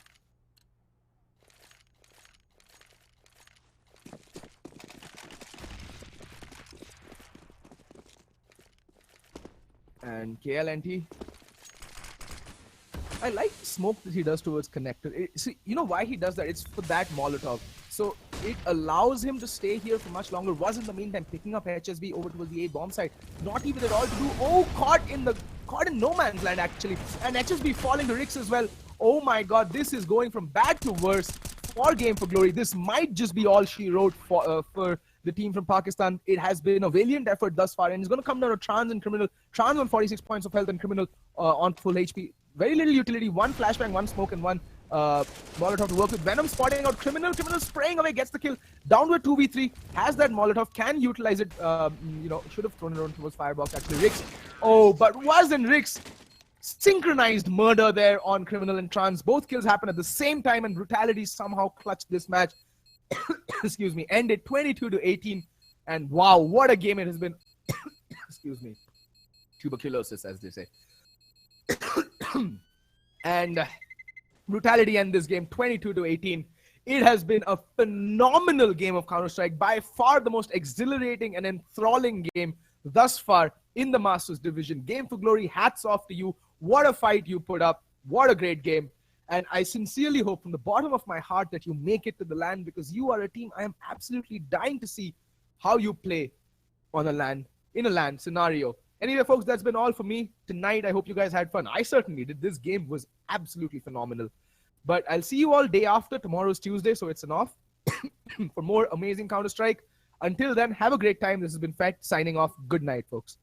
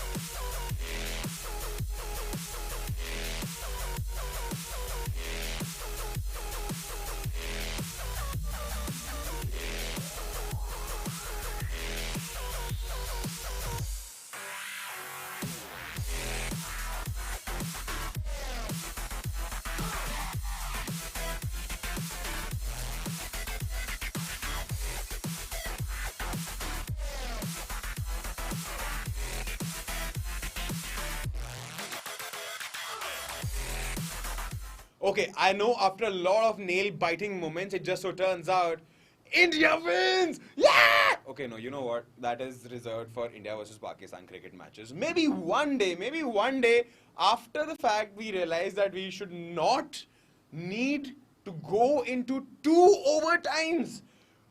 2! Not 1. 2. Brutality versus Game for Glory grows into Brutality's favor, 18-22 in favor of Brutality. They're well done, boys. Well done, lads. I mean, at the end of the day, Game for Glory did give a tough fight, but sadly, Indians prevailed here.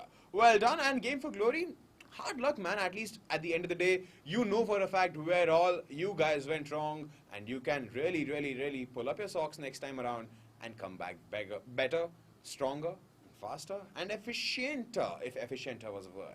But moving on, everybody who's joining us on the Facebook page of ESL India and the YouTube gaming channel of ESL India, welcome you all. This is the day 8 of the ESL India Premiership 2017. Summer season phase 3 is going on. You just witnessed Brutality versus Game for Glory, literally an India versus Pakistan match. Now moving on to the 5v5 MOBA, we have Dota 2 lined up. We have Aggressive 5 versus the Council, which is literally an India versus Bangladesh match. Now we know the test team of Bangladesh is pretty much in shambles, but trust me and trust us when we say the Council is a team not to be trifled with.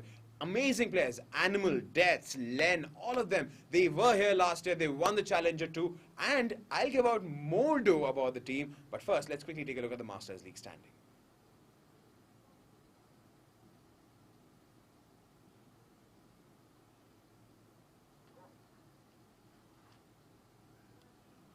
Alright, talking about the Masters League standings of Dota 2 here, well, we have Entity Gaming topping the league with 18.6 matches down and all of them victories. Only one game more to give them a clean slate victory here. Now, Aggressive 5 is in the second position with 6 points out of the 3 matches they've played.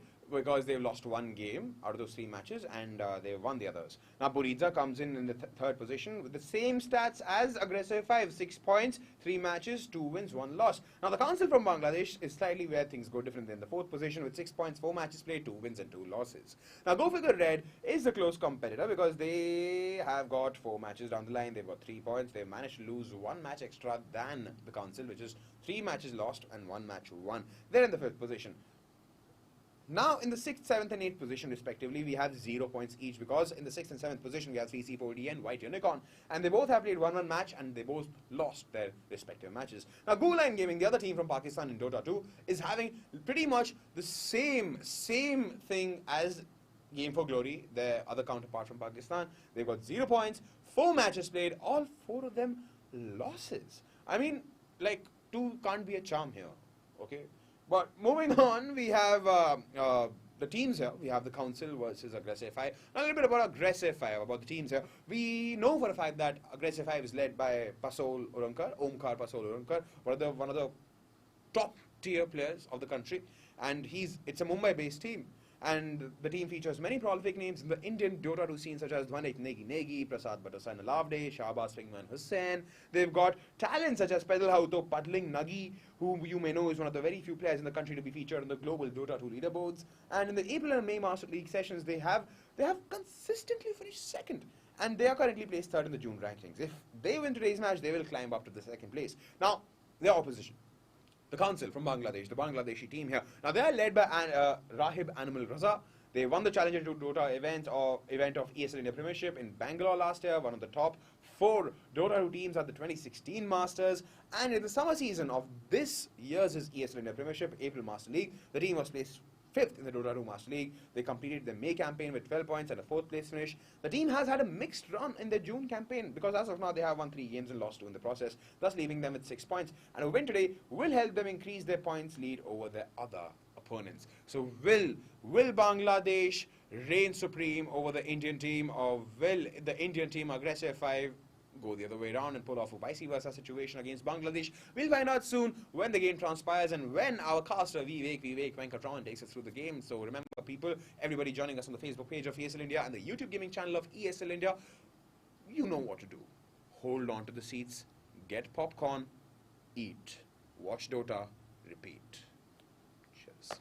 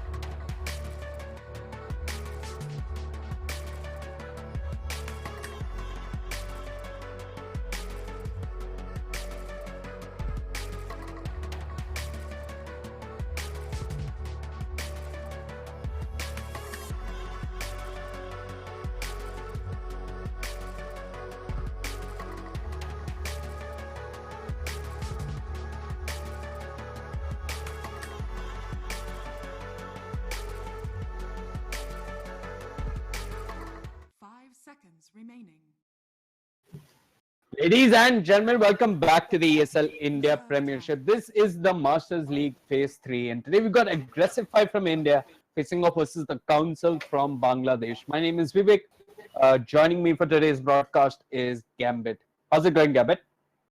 What's up, man? I just hope that this game lives up to the hype because we just had a pretty intense Counter-Strike game, and let's hope this matches that pace, that intensity that game had. Because that game had quite a lot of viewers, and I hope some of them do stick around for some Dota action. Tough luck. It's not going to be like that. It's actually we've lost 1/4 of all the CS viewership. It's a little bit like when you were a kid, and if you go to FTV will always have so many more views, and then you come back to NDTV and nobody's watching. So are you saying Counter-Strike is FTV? Well, at least for the Indian population, we are Doordarshan, and we aren't doing that well. Shaktiman. We are Shaktiman. At least people watch Shaktiman. We are Arnab Goswami. Hey, no, that shit is popular. Anyway, the game's underway, and Aggressify, they're not messing around. They're removing the Chen, they're removing the Visage. So two heroes that the council do rely on a fair bit to get some control in the mid game. But they're going to pick up the Jakiro themselves. It's a good ambiguous opening pick, and let's see how they build the draft from here. Yeah, and Aggressive 5, they're banning out all these Jin heroes. They banned out the Chen, they banned out the Visage. And honestly, I think that's the right pick since Jin is the standout player, at least for me, for the council. So, yeah, targeting him with these initial set of bans definitely goes to the correct strategy, I would say. Yeah. Ooh, and Earthshaker picked up by Aggressive 5. I have seen Negi play Earthshaker mid in pubs, but I'm not sure if this is going to be that Miracle or that Sumail Earthshaker which we saw in Epicenter. Okay. It could just be a support one from Pinkman. Yeah, this could be a Pinkman Earthshaker. At the very least, it kind of dissuades the council from picking up something like the Enchantress or the Broodmother if they want to. Next pick, what could they look for? You got a fair bit of audio coming in around you, Gambit. Me? Yeah, I heard someone. Anyway. Yeah. So, production, we are doing this thing where, well, Gambit has a new machine and he's casting from home. So if you're having any sound issues, do let us know in chat and we'll get it fixed as soon as possible. But let's get back to the game. They picked up the Earthshaker, which could be a Pinkman hero or even a Negi hero, like you pointed out. They're looking for the second support. Pasol was playing the Jakiro a fair bit. Crystal Maiden did get nerfed just yesterday. I mean, Gibbon and Ice Frog and whatever. Yeah. I mean, I don't know what it is they eat, but I think Frostbite now takes 140 mana instead of increased by 110. 5. At the final level, it's increased by 5, but the initial level is really hard, plus 20 or something like that. And yeah, I think Disruptor. CM is going to get nerfed to Oblivion for some reason, and it's not even like CM is an overpowered hero. He was the most picked hero though at Epicenter. Yeah, She was actually. Yes, she is picked. She did have a high win rate. The movement speed nerf wasn't enough, but I mean, wasn't enough to stop professional teams from picking her up. But yeah, I mean, 140 mana for Frostbite, that's ridiculous. Yeah. And yeah, I don't think Council will pick it up actually because against Earthshaker and Disruptor, two heroes with pretty long range, you don't want to have the CM. Her utility will get nullified completely with that long range, so no real need of picking up CM here for the Council. Yep. They go for the Death's Enigma. Last time I saw him play it, he really didn't have a good time. Very, very mediocre. Mediocre, I'm saying it like I'm giving him more credit than he deserves on the black. That's harsh. Yeah. And it was against A5, I believe, as well. I'm not entirely sure. It was a phase 1 game as far as I know. But yeah, the council has switched things up, and they do seem to do that every phase. Animal is now the offlaner, so it's going to be an Animal Enigma. Jin is still the 4. Len still goes to the mid lane. Closer is now the hard 5, so I guess it's going to be a closer Jakiro. And Dex does play the 1 position. He's got a limited hero pool. I mean, not a limited hero pool, but a couple of comfort picks like the Juggernaut, like the Slug. And I wonder if Aggressive 5 are going to remove them. In case instead they remove the Venomancer as well as the Drow. So if I'm removing the Venomancer is certainly surprising because that is one of their favorite picks. Okay. Negi does play it quite a bit. Mm-hmm. But I think they usually run it when there's a TA on the other side, which hasn't been shown at least by the council. And yeah, Len, I have not seen him on TA actually, so. Yeah. His hero did get buffed a little bit, Skyrath Mage. What was the buff? He got plus 40 damage on concussive shot.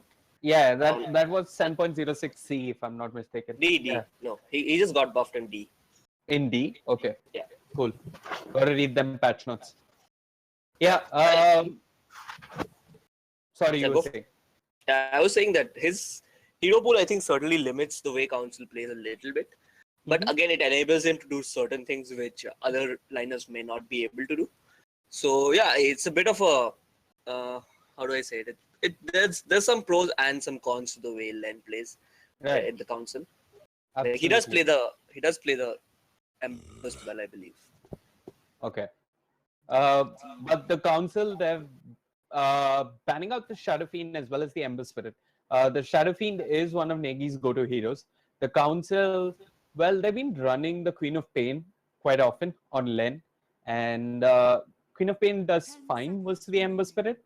But maybe the council just feel like right now we do not have enough lockdown to deal with the Ember Spirit. Aggressive 5. What they're going to pick up here, and this is most likely going to give away the rest of the draft. Which direction they're heading in, which lane that Earthshaker will be going to. A first phase Earthshaker pickup usually gives me the impression that he's going to be going to the 4 position. It also stops the council from sneaking in a Meepo pick.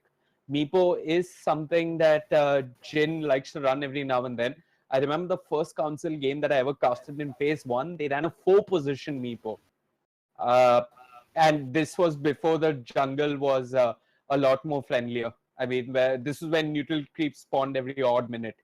So yeah, Yeah, and speaking of Meepo, the other team which does like to run that hero is Aggressive 5. I believe they're the only two teams who run the Meepo in the entire Masters League at the moment. So Okay. yeah, it's definitely something which is on the cards, but it's not a very favored hero at the moment. Yeah, it's not favored, but it is good in the right hands. Aggressive 5, they're going to pick up the Juggernaut. So once again, Council are missing one of their comfort cores, so to say. But that's he's got a few tricks up his sleeve. They did run the Wraith King in the safe lane on the side of the Council, and they could do that again if they want to. But right now, I'm looking at the Council. Probably looking the council is probably looking to pick up the secondary support here, someone who can roam early on. They Mhm. could I think do I think they it's a want Jin to hero. maybe It's a Jin hero. Phantom Assassin. they go the um PA. okay. I guess it's okay if the PA can actually jump and finish off a support before the team fight starts. That way, you're taking out one of the either the disruptor or the Earthshaker, which is pretty great. But again, without a BKB, I don't think PA can come to these fights because there is a heavy amount of lockdown and a very decent amount of burst coming in from heroes like the Earthshaker and the disruptor. So yeah, once the BKB is up, PA is going to be pretty good in this game. But till then, he's just going to have a really hard time, I feel. Okay. Radiant team pick. Aggressive fire, they're being so ambiguous about the draft. It could be a Pinkman Clockwork. It I think it will could. be Pikmin Clockwork. That Okay. that should make it. That should put. Actually, I've never seen Batosai playing the Earthshaker, so it'll be really interesting to see Batosai playing Earthshaker. Unless it's Negi. So Clockwork did get nerfed. Hookshot at level 1 used to do 100 damage, and now it's got nerfed to 75, and it scales progressively worse. Yeah. So that's a small change to Clockwork. I mean, Yapso single-handedly has caused the patch changer. Yeah, his Rubik was pretty good as well, man. Yeah. That was like one of the best Rubiks I've seen. I remember game 1 between Secret and EG. The first 4 bans coming out from EG were all Yapso heroes. They basically just banned out supports in their first 4 bans. It's the position 4 meta. Can't help anything. So Council go for a Klings pick. Are you a fan of Klings? I remember them running it once before in the mid lane, and it was not fun to see. We didn't have a great time. Mm-hmm. This is what I said, right, about Len's hero pool being an advantage and a disadvantage at the same time. They go for these very, very weird picks, and sometimes they just don't seem to work. Like, for example, Klink's Enigma, no real synergy there. Okay. 10 seconds remaining. There were a couple of buffs to Klings. Yeah, I believe so. Okay. they Naga increased Siren. they increased the Red duration. team pick. They increased the duration for which dead pack lasts, and dead pack gives you more HP. There was also an interesting change, the Helm of the Dominator, where the creep now gives you, I mean, the neutral that you convert gives you 1,500 HP instead of 1,400 HP. 5 seconds. There was this cheese strat where you could build a HO TD on the Klings and eat a creep, but I think that's all too far fetched. Of I think that's The a very, very cheesy thing to do. Yeah, the last pick is going to be a Naga Siren. So it's, oh shit, they've gone full greed. It's a 4-position Naga Siren. So how the council execute this is they sort of shuffle their lanes around. And yeah, the last time the council ran this, it didn't work very well. I'm just going to stick with aggressive 5 draft here because it's got ease of execution going in its favor. Yeah, Versus definitely. something like the council, I mean, the lockdown is ensnare, which is fine. But I think what they are trying is basically the sleep into the black hole. That's pretty much their big team fight ability which they want to go with. okay. I don't know if it's going to be that successful. I also wonder if aggressive are going to give them enough time Yeah. or the chance for them to walk in, get a 5-man sleep into 5-man black hole, into a macro pyre on top. Well, at least Deaths has the battle pass levels to go along with it. Yeah. Every time I see the council's games, his battle pass level keeps increasing. Mm-hmm. Just gonna quickly set the hotkeys, run through the lineups, all the usual stuff that we need to do now. Sure. I'm going to start off with the council.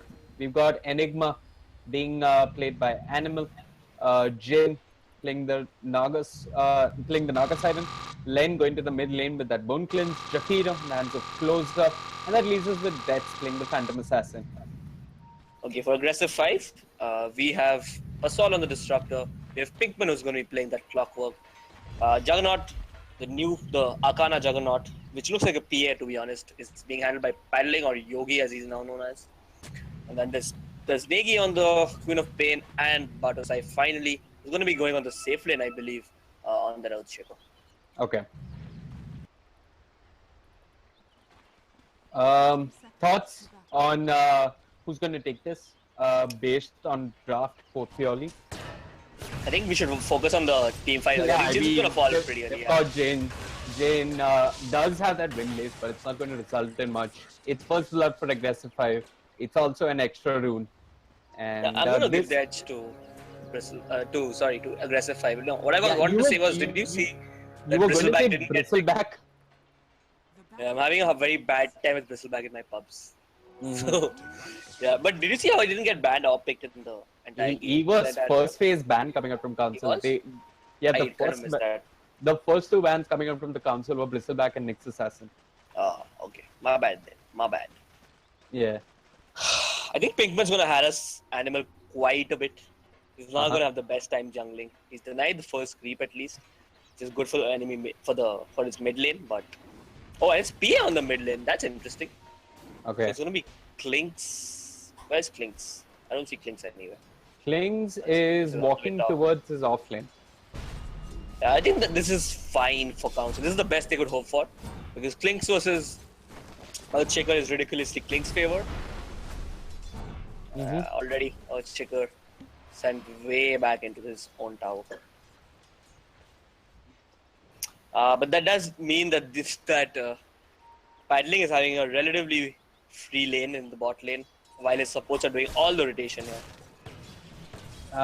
Pinkman strolls past the mid lane. So does Pasol. I mean, it's not going to accomplish much, but heck, the council is running a dual lane, so why don't we do the same as aggressive 5? The safe lane, like you pointed out, or rather the dire off lane, is Juggernaut all by himself. No one has shown themselves in this lane. Okay. So, I mean, this is such an unconventional laning matchup. I mean, it's going to take a while for us to even just figure this out. It's Well, an orthodox trial coming out from aggressive 5 of the Disruptor, the Earthshaker, and the Clockwork. I'm going to assume that the Clockwork will be roaming. The mid lane is a PA versus Queen of Pain matchup. I think Negi should be fine. He's got the shtick as well. And now there are 3 range creeps in the mid lane. So something went horribly wrong here for the Council. And yeah, you've got Paddling having a free lane. I mean, nobody's shown themselves just yet. Jin walks in, but he's under level. And I don't think it's going to be an easy lane for him.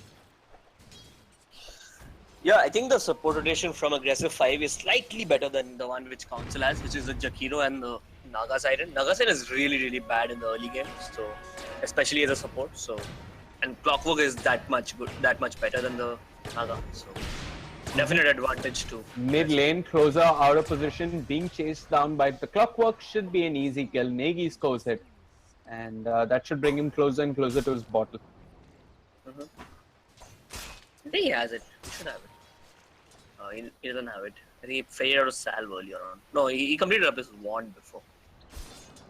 Yeah, makes sense versus the PM. I think Len made a slight error, but I think it's not that much. He started off with the Ring of Bacillus. I think Reuben would have been slightly better earlier on. Doesn't really need the mana region that much, considering Earthshaker wouldn't really be able to stand up to him anyway. But that won't make a big difference. Yeah, I guess he wants to just keep Earthshaker away from the lane, keep that searing at a spam going as much as possible. Yeah, but this does mean that Juggernaut's gonna hit level 6 pretty quickly, and then he might look to rotate around. And with the dust, I think it's a pretty easy kill on the Clinks, especially if he has some setup. I mean, he has Glimpse, so it should be a pretty easy kill with the dust. Mid lane, Pinkman walking across, starts the battery assault, does have the cogs, not yet in range. Animal rotates out of the jungle, and Pinkman's going to be fine. Okay, hold on, Gambit.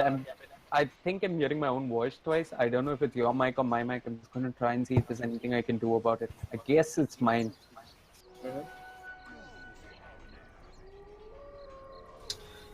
I do think that the support rotation from aggressive 5 has actually put a lot of pressure on the heroes from the Council, especially the Enigma. He's not had completely free time rotating into the jungle. So, yeah, the Council, their game plan has been thwarted a little bit. I honestly don't know what is the game plan. If you figured out what the game plan was with this draft, do let me know. I think they had a certain game plan, certain sense of what they wanted to do. Certainly, the last pick Naga was not something they wanted to pull out, but they just had to, looking at the team fight coming out from aggressive 5. So yeah, I'm pretty sure they didn't have that planned out, the Naga. Okay. Anyways, and that Naga didn't plan to get caught out either. She's trying to pop the mirror image, but Pinkman with the battery assault, the Blade Fury as well. I mean, she gets the Riptide off, but she'll be sent back to base. This is not a good start for the Council. So this, I mean, my understanding of the Council's picks are such. They are so confident that they can do it just, hold on, I'm going to get back to this. As an Omni slash an animal, it's a quick double kill for paddling and maybe even a tier 1. So yeah, my understanding of the Council's draft is this. They are so confident that one support is all they need. That Closer will take care of all boarding related duties and pretty much that. And they go greedy and they pick up another core. The problem is you want to pick up a support that still scales as a core as the game progresses. But when you pick up a 4, or I mean in this case a Naga, and give her a lane, and a lane that she's not winning, it's not going to be a much value come mid game. Yeah. She even has her Radiance queued up, so it's very. It's unlikely that she ever gets it in this game, but I think just plain Arcane Boots and Drums is fine for the Naga. Doesn't really need a lot of items when you're playing a support Naga. I see where they're coming from. They feel that one support is enough to take care of vision, and maybe if you're lucky that support picks up an utility item. Let's go greedy. Let's pick another core who can have more impact. They picked up the Naga Siren. The Naga Siren can maybe get a Radiance, maybe split push as the game goes on. Jin has good micro as an individual. And they're very confident that Jin can pull that off. But what they fail to recognize is that their lanes are very weak because they're missing a support well, there should be a support roaming across the map right now, but there's just a support babysitting Len, and they don't really have that four who's roaming across the map, responding to aggressive Five's aggression in the laning phase. Instead, they have an Enigma who's out of position, caught in the cogs, will end up going down. And yeah, this should be an easy kill. It's Negi who gets it on deaths in the mid lane, while Pinkman does manage to score the kill on the Enigma. So kills across lanes for aggressive Five. And once again, that missing support is really exposing the lanes of the council. In fact, Jin's going to get gone on in the bottom lane. Yogi does have the face roots coming off cooldown. Chews through a tree with his blade and is getting in range. No mana for the Omni Slash. The ensnare is there, but do they have the damage? The Idlins are summoned. Paddling turns around with the blade ready to farm the Idlins. He's really pushing his loss. The Midnight Pulse is there as well, but calculated aggression coming out from Paddling, and he's going to get the disengage. And he also has a shrine coming up soon enough for him. Mid lane, Len, he's rotated onto the Queen of Pain. Negi will end up falling, and the Council score their first kill. Wait, And how did open that up happen? scoreboard. Negi had a blink on him, and there was no silence coming out from the Council. That seems a bit of a misplay from Negi.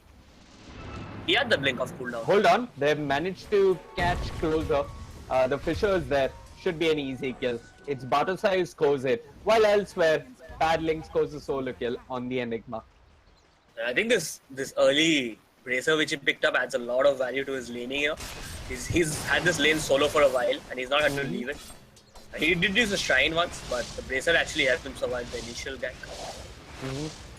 They've got the ends on Paddling. He doesn't have the Blade Fury TP out. He does pop the magic wand. The Liquid Fire is there. And they eventually get the kill and take the streak as well.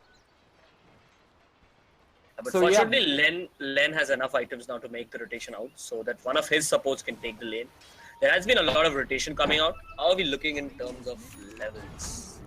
Yeah, Clockfolk definitely, he's been rotating a lot, so he suffered, as has a Disruptor, but Council with a slightly more static support pairing, they've reached level 6 on the Naga.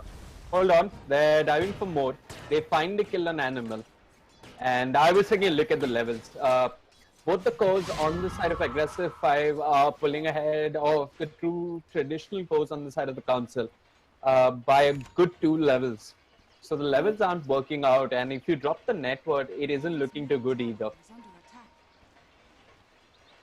I think Council, I mean, yeah, sure, they've not had a very, very pretty early game, but I think they've managed to hold on enough, especially with heroes like the Clinks, who's not died. So I think they can. I mean, if the other 4 heroes group up, other than You're the saying hold really, on, but Naga's being died right now, and Pinkman's not going to get chased. Doesn't have the hook shot. Yeah, so the Klings is done fine. It's going to take a lot of heroes on the side of aggressive Five being caught out of position and falling to the Klings for this to work. For the I think if the PA is farming and the other 4 group up, it's going to be fine. I think they can actually go and get some objectives done, get some heroes, use the smoke. As long as the PA is farming, because the PA is early medallion coming out from Len. Batusai commits the Echo Slam. He's staying alive. Animal is coming for backup. Okay, they're killing the Earthshaker at the very least with that medallion. So that's something that's working in the favor of Council. But meanwhile, Closer out of position. Death ends up falling as well. They're chasing down the twin-headed dragon. This should be a kill. They have the glimpse. They pulled him back. And with the scream, it's actually Pasol who ends up scoring a double kill. So easy arcane boots for Pasol there. And aggressive 5. They're definitely getting a lot more out of the lanes. But top lane, it looks like... He just committed the black hole. Damn. He just committed And it didn't catch anyone? I heard it. Yeah, he committed it. Okay. Wow. I think the Council has a bad history with Enigma. Definitely, they definitely do. It's not the hero. It's not the hero. And it's not like it's one player running it. Last time it was Death Soul running it. That hurts. First black hole, cast and insta-cancelled. And now the Enigma is just like a walking creep. He has a soul ring, he has mana boots, all he can do is farm the jungle, but with 2 heavy rotating supports on the side of aggressive 5, and that's not safe. I also like Paddling's itemization. He's gone in on the Chakiro, caught him in a choke point, brought him down. No black hole on animals, but the physical damage is there. They will get the return kill on Paddling. It's Len who gets a killing spree. Aggressify, it's a bit strange, honestly. They had all this aggressive vision in the Radiant jungle. They spotted only the Naga Siren in the jungle. And yeah, I guess Aggressify should have expected the council to be there. But they're just going in. The Sonic Wave is there. They want Len. Negi's out of mana. He's dropping low, but they end up getting the kill. Negi will bring him down, takes away that dominating streak. Jane giving chase, but here comes Batusai with the Fisher on to do. Pinkman with the hook shot. They're chasing down Animal with the enchant totem. They will get the kill. Jin sings the song, does have the Shadow Strike on her, is trying to run, but will end up falling. Pinkman on a killing spree with the rocket from range. Not sure why he held on to that song for such a long time. He could have used it as soon as the Sonic Wave was committed. Yeah. Misplays all around actually coming from the council. He should have committed the song earlier. But they saw the Queen of Plane blinking in aggressively and they thought maybe they can turn it around. But I'm not sure that was a great play coming out from Jin there. Normally he's a very solid player, but slight misplay coming out from him. Okay. I also would like to point out the smart itemization coming up from Paddling. He's gone for the drums, so a little bit of early game team fight. The call here from Aggressive 5 is to fight the council early because, well, they just lost the lane, so let's go fight them. And I happen to miss that. Len did manage to score a kill on Pinkman. So Death and Len teaming up together. Yeah, I think one of the cores has to not go for the Desolator. Ooh, the Static Storm off the mark, but they glimpse it back. They've got the kinetic field to hold him there. Enchant him as well. The Thunder Strike to give some vision. A Sentry as well. Desh jumps in. Len turns around, pops the Skeleton Walk, and they get the kill on Fasol with the Stifling Dagger. Batusai is Fisher off the mark. Len wants to chase, has the range, will use the Medallion, will get the kill. And the Council, it looks like they should have been the ones falling there, but they end up scoring a kill. A hook shot was whiffed, but Negi sees Animal on the Enigma and starts pounding away on him with the Veil of Discord. He's holding on to the Sonic Wave, and the Ice Path will push back Negi for now, but he blinks, goes up to Closer, has the use, throws up the Twin-Headed Dragon. Closer sees this as an opportunity to TP and will get out of there. The double damage, not enough. Yeah, finally, a spot of good luck for the council. They pick up 2 important kills, especially with the Clinks not dying. That's a definite momentum advantage going in the favor of the council. And finally, Black Hole is back up again. So the Aggressive 5, they have to play a little more carefully now. Yeah, indeed. And Pinkman, he's going to get caught out of position. He does have the cogs, but Len has the range. Yeah, the Clinks is doing a lot of work at this point. He's doing huge amounts of damage, and once that Desolator comes in, it's going to be really scary. He's going to be doing a lot more. So yeah, it's going to be really scary for Disruptor. They've won their lanes, but to hold on to the mid game, they're going to need a lot of vision. And without vision, they're going to keep falling to the Clinks. Maybe a gem if needed, but yeah, Animal might just end up going down. They got the Thunder Strike, not even letting him think about the Black Hole. Animal will go down, does get the Midnight Pulse off. Paddling walks in, secures the kill. Yeah, Aggressive 5, I mean, it's fine when they're looking for pickoffs, but if one of them is out of position, it's an easy kill for the Clinks. And either they group up as 5 with sentries, or they stay deep 10 towers and hot towers right now. Because any one of them out of position is easy picking for the Clinks. Correct. And we spoke about how the Enigma is not a council hero. He's sitting at 0-6-1. That's how miserable of a game he's had. And I think what the game plan here should be for the council is use the smoke which Jin has had since level 1. Use that smoke finally.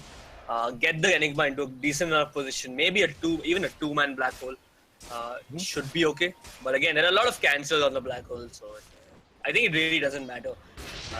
Like Enigma really doesn't matter at this point because the Disruptor can cancel it, the Clockwork can cancel it, the Earthshaker can cancel it as well. So Really doesn't go. It I doesn't think matter if what he gets a lot of I'd power. like to see the council do is get a pick off with Len and move into the Rosh pit. You got the medallion, you got summons coming out from the Enigma, you even got Naga illusions to help you tank a little bit.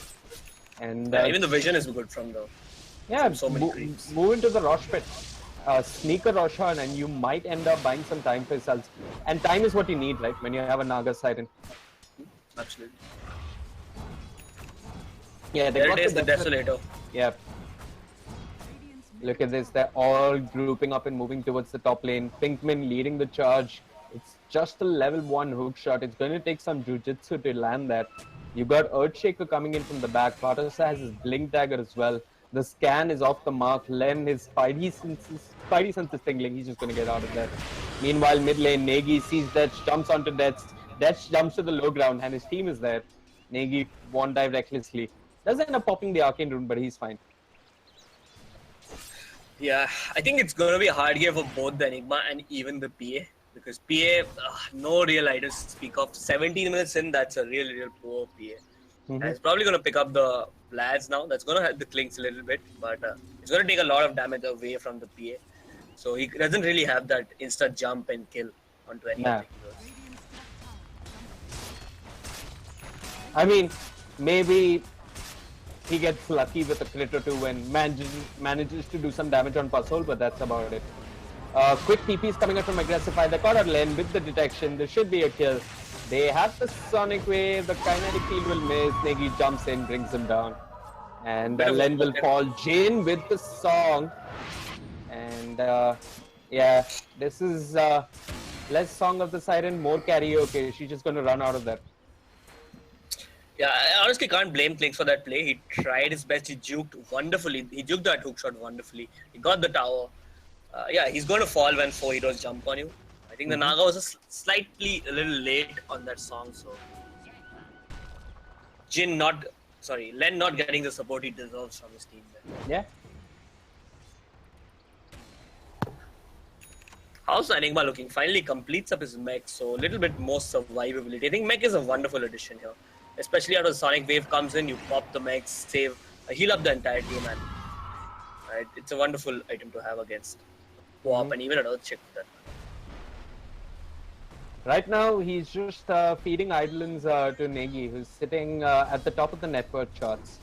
I mean, the only member from the council who's managed to keep up with Aggressify in terms of net worth is the Klings. The PA is rather poor. And do you think this is one of the games where, as a PA, you maybe go into an early BKB?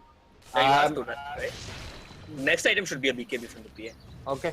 It's going to mean that he might have less damage to work with, but you got damage coming out from the Klings. And I guess even Klings should be looking for an early BKB at this point. He's going for Dragon Lance. I think he can tank up. Yeah, that's fine. Get some stats. Negi just keeps farming the Idolins in the top lane. Veil of Discord, Scream of Pain. And that's a lot of gold. And Blade Main. Now the Klings can't kill him. Even if he goes for Orchid, he can't. And he's not going for it, so it doesn't matter. Yeah, you were right. He switched up. He's not picking up the Dragon Lance. He's going to go for the BKB. Okay. I can get behind that. Yeah. And even the PA is queued up of BKB. Aggressify He at least has a overclub. Hold on. Had they got detection? Did Len break the smoke? I don't think they did, but they do manage to catch that. That's the poor PA, and she's going to get only poorer. Tries to blink out of there, but the cogs will push her back and she will fall. Len, meanwhile, trying to make a trade happen, goes on to the mid tier 1, but there's an immediate fortification. Len did get a fair bit in the early game, but look at this. Negi, he's found Jin. Jin with the jukes, not enough. The Shadow Strike will bring him down.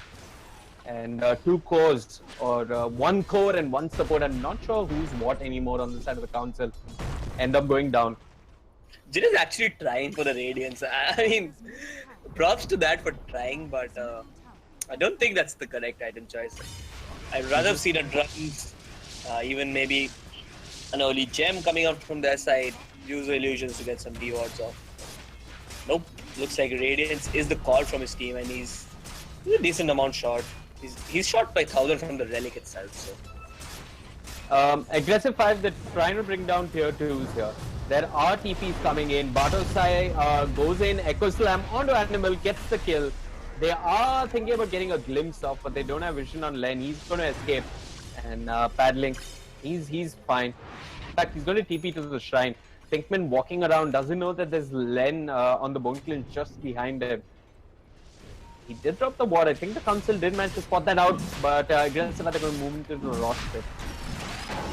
Ooh, Len tried to farm the Ancients, got caught with the hook shot, the Whale is there, and they will secure the kill. At this point, Jakiro, all he can do is spam that ice path, but it's not going to result in much.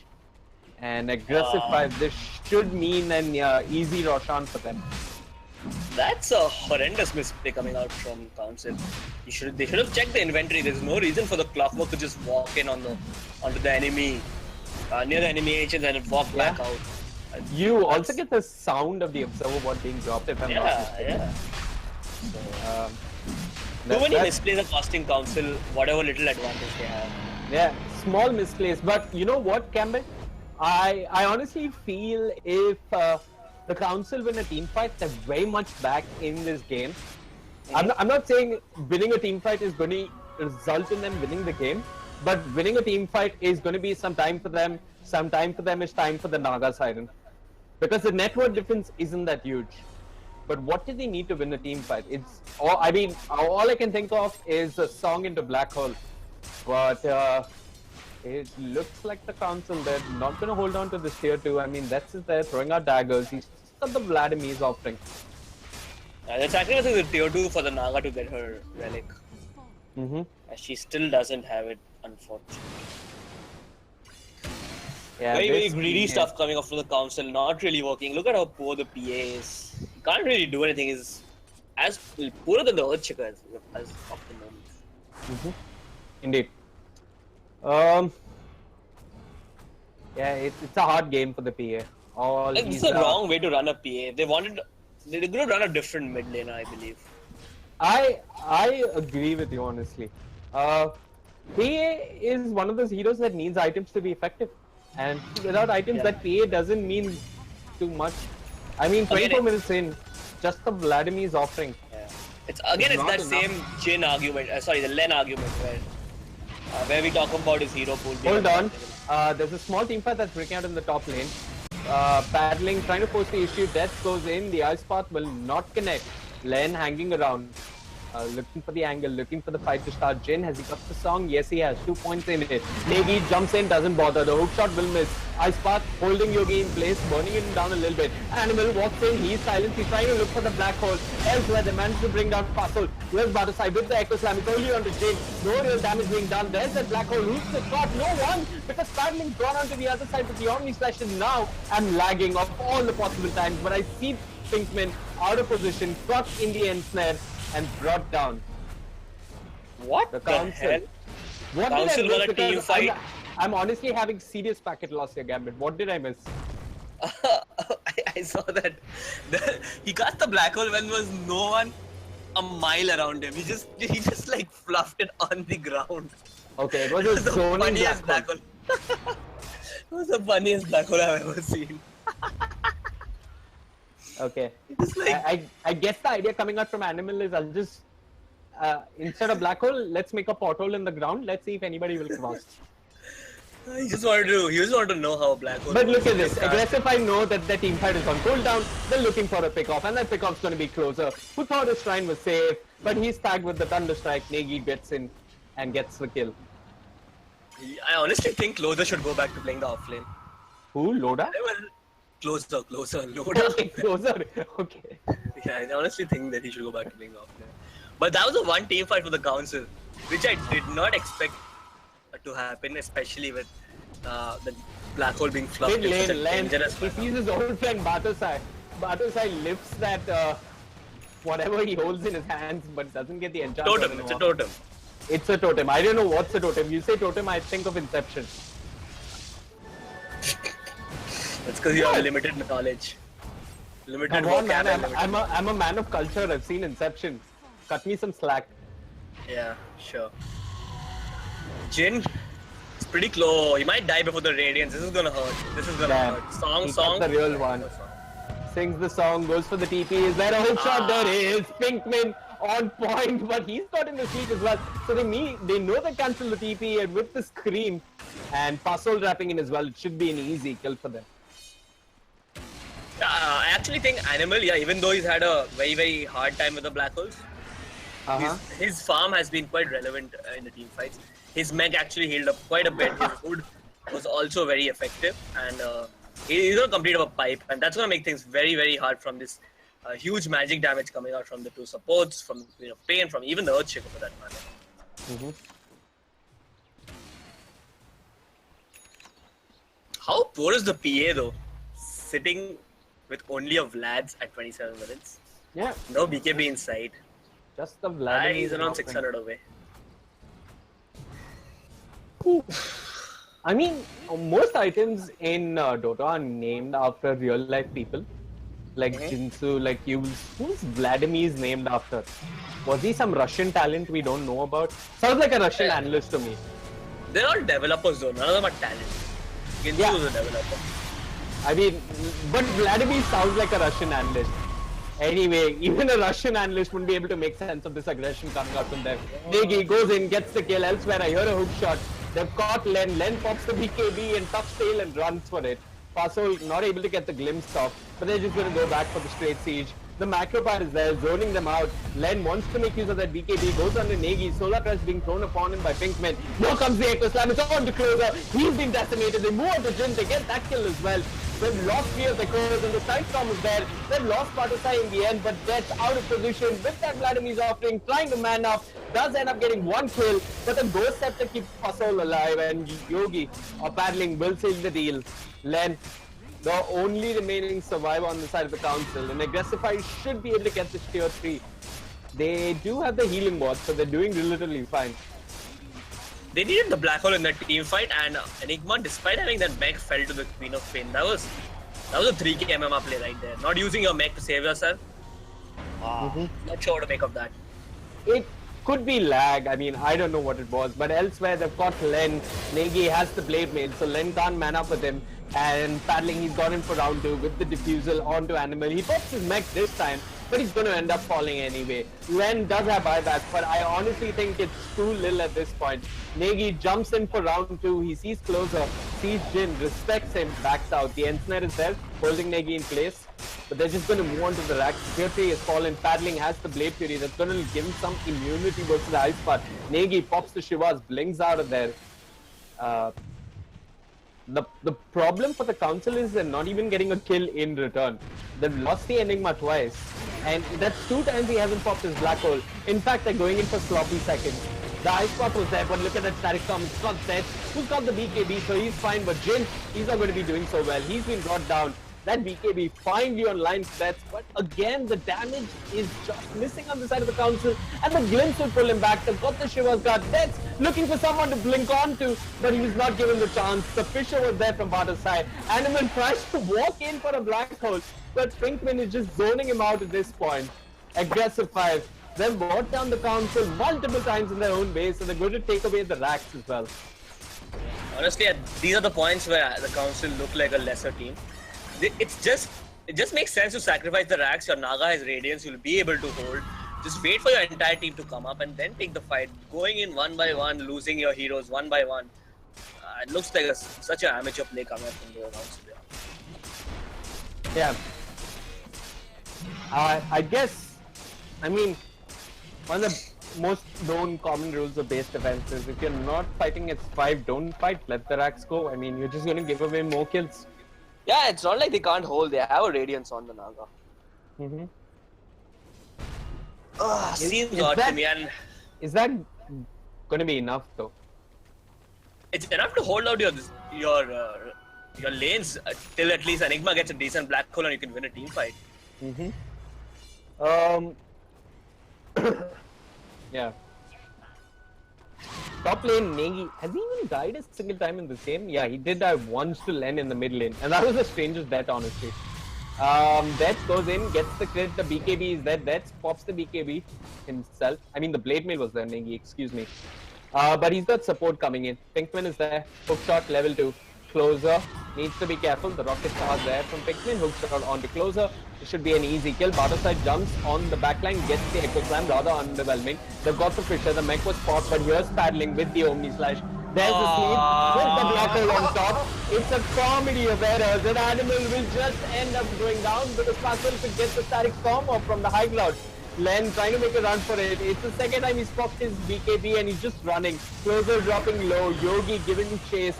Jin might just end up going down. He's got the Radiance, but it's not enough. They've lost Closer. They've lost Jin.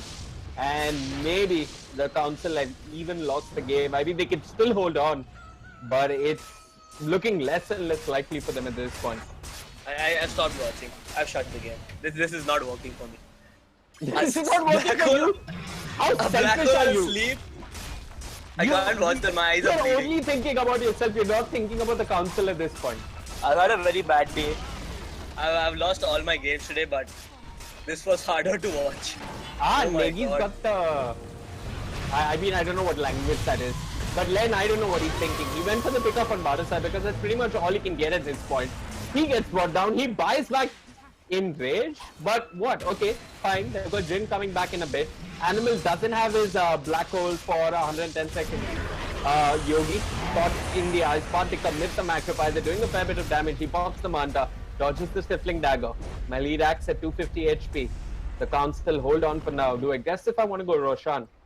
Who's going to respawn in about 5 seconds.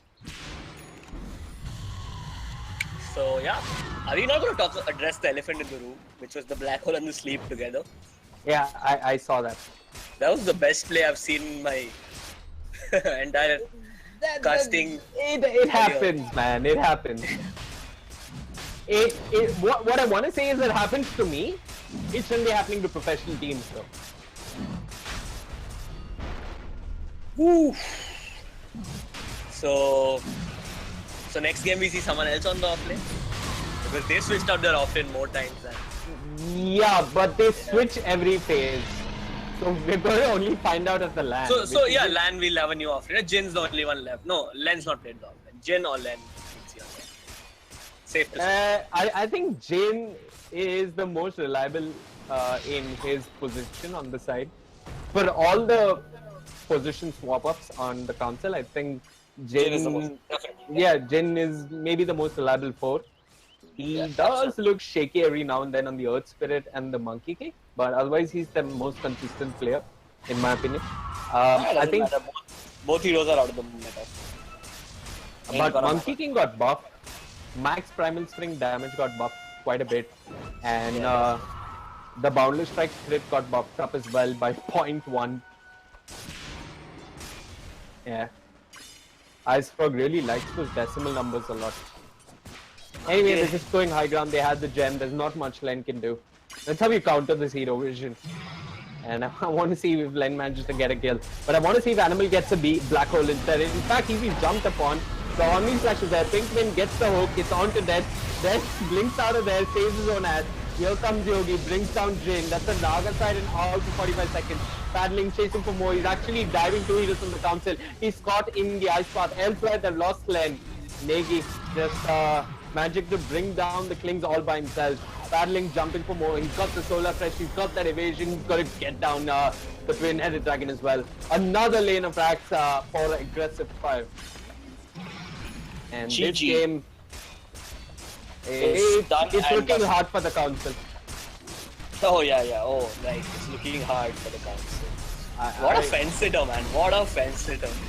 It is hard. I mean, It's not GG. It's not hard. It's over. Okay, let's call the double C's. And aggressive 5, playing some quality Dota here. I think it was the Council playing horrible Dota more like. Yeah. It's such a face-palm team to watch. It's this style of picking that sometimes backfires for them. Most definitely, man. Most definitely. I can just hear Juggernaut. Anyway, but Paddling was outstanding on the Juggernaut. Did end up going down twice, but 14-2 and 12. Some amazing stuff coming out from him. But casual 0-11-3 Enigma. I hope that guy gets a good night's sleep because if I was him, I'd have a hard time sleeping tonight. That's about it as far as the day's broadcast is concerned. My name is Vivek. With me was Gambit. I can be found at facebook.com/VivekCasting. Gambit, where can we find you? On my chair Train at the station. house. Okay. On his chair at the house. And yeah, that's it for today. See you day after tomorrow because tomorrow is the stream break. Adios and good night.